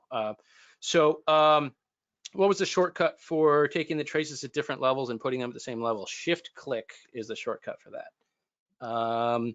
Quick question about the calibration file. I have two $60 mics. They're both razor flat, except for they have an 11. One has an 11 dB. Oh, they both have an 11 dB peak at 14K. So I just want to flatten out my own calibration file. Yeah, you can absolutely make a text file calibration. You can do it in Notepad on Windows or Excel. Check the appendix of the user manual for Smart. I believe it's Appendix E. It will tell you exactly how you can format that file and import it into Smart. If you get any trouble, send the support an email or send me an email directly, and we'll help you out with that. It's very simple. What are the in-ears you guys are using? These are Mackie MP240s, and I really Nice. like them. So if you're looking for a solution for around $200 price point, definitely give these a look. I enjoy them a lot. I really like them. What do you got, Jim? So my monitor engineer on Van Halen in the mid 90s was Mr. Jerry Harvey. So I got some Man, some JH16s. you got a Yeah. much nicer rig than I did. He's the best. So if you're listening, Jerry, everyone out there buy JHs. Okay, good. There you go. You mentioned to check and see if two measurement microphones are flat with each other. How do you use them and point them at each other to check this? You make a transfer function between those two preamps. You make sure the preamps are set to the same gain setting, and you literally take your measurement mics and you put them nose to nose, so they're sharing the same acoustic space. Now the trick is some mics have a little bit of roll off axis. So if you're playing pink noise at those two mics and they're different size diameters, you know, you have to be careful about the high end frequencies may not match. But that's the basic idea. I have a post on my blog about how to do that too. So could you do this? Could you take two mics and put them? Yeah, I so don't know if you can see. Like yeah, you can tip to tip, slight, you know. Yep, you can do that as point well. it at the speaker. Yeah. And you also can do what's called a substitution test, which is where you literally mark the place, put one in place, take it out, put the other one in. With all of these, there's some sort of, you know, opportunity to have error. But what I'm checking for is, hey, I dropped my mic. Is it shot? So it's either going to be good or it's going to be way off, right? And so a test like this, it's not a lab quality test, and I don't need it to be. I'm just trying to make sure that my mics are reasonably close before I go out in the field and make decisions based on that. Okay, here we go. Jim, what is your go-to console? Oh God. Several. Several. Yeah, I love several consoles. I mixed Gwen Stefani in Vegas at Zappos on an Digico SD5. I just got to use recently with Janet Jackson. I got to use SD7 Quantum, which was very cool. So that was that was probably one of the coolest. I mixed Frampton last year, first time on a SSL L550. So so I'm not slumming it for sure. These are fantastic mixing consoles. And now in my office studio here, I just couldn't have timed things better with the quarantining that I took an Allen and Heath D-Live training in Charlotte just before everything got locked down. And the fine folks at Allen and Heath were awesome and sent me a D-Live Compact C1500. And so if you check out any of my YouTube videos at the Yak Sound on YouTube, you'll see the little Allen and Heath C1500 in action. This is an unbelievably cool console, and I'm having so much fun with it. It's got great plugins. It sounds great. It functionality and how many inputs you can get into this thing. So there you go. No right answer. All really great products, and I'm hoping to take this little Allen and Heath out and actually do some shows on it someday instead of just noodling around in my office like as we do these days. It's all we can dream about. That's right. Fairy tale of live events. I think we'll hit two more and then we'll wrap things up. So here's a really good question: linear versus log view in Smart. What do you use? Again, I will change. Obviously, the primary way that we view data is logarithmic because it's how our ears perceive sound. But the frequency access here we're talking about for clarity. But there are times when you may want to switch to a linear frequency access. Stuff that happens in the time domain, like comb filters, that stuff is linearly spaced. So if you're looking at the effect of a comb filter, for example, that might be a little more clear in the linear view. But again, I want to be clear about this.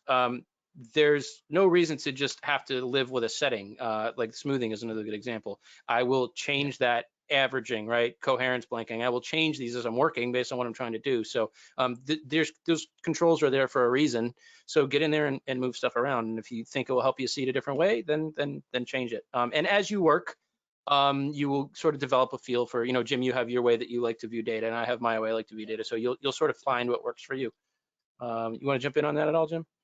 No, I mean, honestly, I don't play around with that function too much. I really have my set of maneuvers and steps and techniques, and sometimes I use a keyboard shortcut, and sometimes I don't, and it's just comfortable for me the way I get around Smart, and the things I ask it to tell me, I get that from it, and it helps me make PAs sound good. So that's, like Michael said, the best thing you can do is just, if you got some time, if the band's playing a 3-hour rehearsal and you kind of wish you could be going home, but that's a good time to start trying some different settings and just see Sure. what you get. Yeah.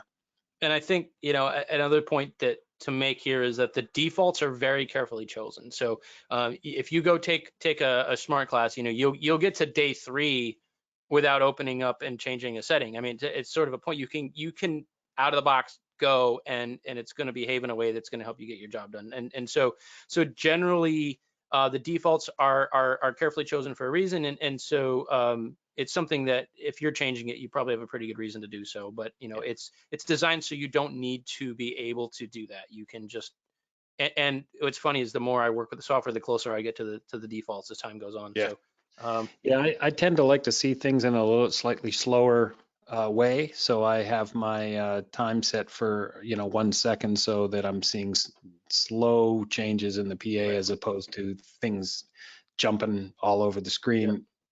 But maybe if you're a monitor engineer, you might want to see things happen quicker so you can jump on Sure. it. But Yep. it's application based. Exactly. All right, and let's see. Last question. Actually, it's a comment. Michael has way too much hair to be on this panel. Just saying. So, Man, I wish I could fly in an old picture real quick and hey, Mac, represent Kelly. Nice. Yeah. Oh, my Lord. Yeah, Well, I think we got a few comments around both age and hair conditions. So go those figure. things tend to be inversely related, yes. right? So, Yes, Yeah. it's just location of hair that really just changes. So There you go. I'm going to throw one last question in here. I think that Sure. came in, didn't get pasted across, and they very kindly said, short answer accepted. Linear versus logarithmic. What do you use? You just answered that. Yeah, we just did did it. he? I'm So, sorry. yep, I no missed problem. that. I'll give you a I was freebie though. listening You want to do the another whole one? Go time. ahead. What's up? Oh, look at this. Another thanks for awesome webinar. There you go. awesome. We Yeah. knew this would be a winner. You guys did not fail to come prepared, man. Thank you so much for Thank you for having this. us. Yeah, Yeah. absolutely. We're looking to more signal to noise crossover events where we can steal from your great topics and your great presenters and then have you do all the work, and then we just start the webinar and go, see you later. Talk amongst yourselves. But now this was awesome. And everybody, I would suggest head over there, check out the signal to noise, check out the Rational Acoustics website. What a great set of now there's a company that during this downtime jumped in with both feet, And, you know, whether it was YouTube classes, the certification, that just in general, the education, they are the, you know, one of the top examples of companies and opportunities that that are available in this this current lull in action. So Yeah, I have to say I'm very proud of the way that you know Rational responded to this, and I'm very humbled to be a part of that team. So I'll definitely pass that on to the rest of the team, because I'm sure they'll appreciate the kind words. So thank you very much. absolutely. And Jim, you know, we're gonna I know you're working on some stuff with MixU. We'll be you know, standing by for some more updates from you. Yeah. We're working on our A1 touring panel discussion that'll be coming up in a few weeks. So keep an eye on Practical Showtech website for those updates. You know, we are working on I was thinking about this. I didn't even talk to Mac and Pete about this, but I'm thinking Memorial Day, since we're technically taking the day off. You know, a couple folks brought up, go ahead and start putting in your ideas for future webinars. So as I'm talking, and hopefully Pete won't shut us off. One of the things is, few people brought up, why not do a happy hour, right, with the PST viewers? We were, you know, I mentioned on the last webinar, it's like, hey, I've seen so many names, but I don't know what they look like. So we'll ponder that. That might be a good way to spend an hour on Memorial Day. So stand by for more of that. We'll just have to get a different platform for that day. See how many people we got room Yeah, for. right. Right. That might be. It's been very cool. I think we have over nearly 7,000 viewers Wow. since the first time we went on the air. A lot of interesting, a lot of bridges. I'm seeing a lot of people that come in from a lot of different directions, and the same thing today. So thanks for lending the science to the art. And you know, Pete, Mac, any closing thoughts? I am so glad that I only do something simple like RF and intercom. Well, It is. I have to say, I felt a little odd because a year ago I stopped mixing, so I don't use Smart anymore. What? But That's when I very did, in Well, we've all reference to stopped the mixing. question about the 15-minute setup, Yeah. I time first, because the tonality I can adjust later while we're rehearsing, but I can't be out there setting the time then. So I time first. That's a great Yeah. point. Yep. Yeah. And most of my stuff was ballroom shows where we were talking about front fills and delays. So it's not like timing subs and Yeah. Yeah. Good timing note on delays that. is critical, and I get to that first. Yeah. Get to the, like Michael said, get to the meaty stuff, you know, like get to the stuff you need to listen to mix, and Right. you can get to those extraneous zones at some point. Right. Absolutely. So we've got a lot of cool ideas coming in here, and we'll collect those all up. We're working on all kinds of topics, ranging from rigging best practices, not certification, just rigging best practices, how to communicate with the rigging department, all kinds of things. I've seen now for the third time code. So we may do that in what we'll do, like a pickup topic around distributing time code. We'll just you know, jam it in there. we're just going to jam it in there. We're going to do a little jam sync, right? Exactly. So I see what you did. you like that? So lots of, I got a hunch we're going to do a couple episodes with just, you know, little 30 minutes about, you know, different topics. So don't be surprised if we dial up you guys again and say, okay, we got 2 questions on this topic, and we're going to do a best of, and maybe we'll do a lightning round of something. So make sure we write all these down, people. I'll go back and watch the video. It'll be There you available.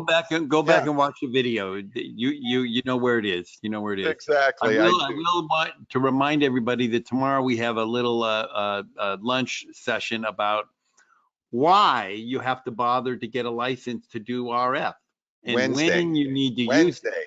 Oh, well, okay. I'm going to do it tomorrow. You can do it. I'm eager to get to it. You are.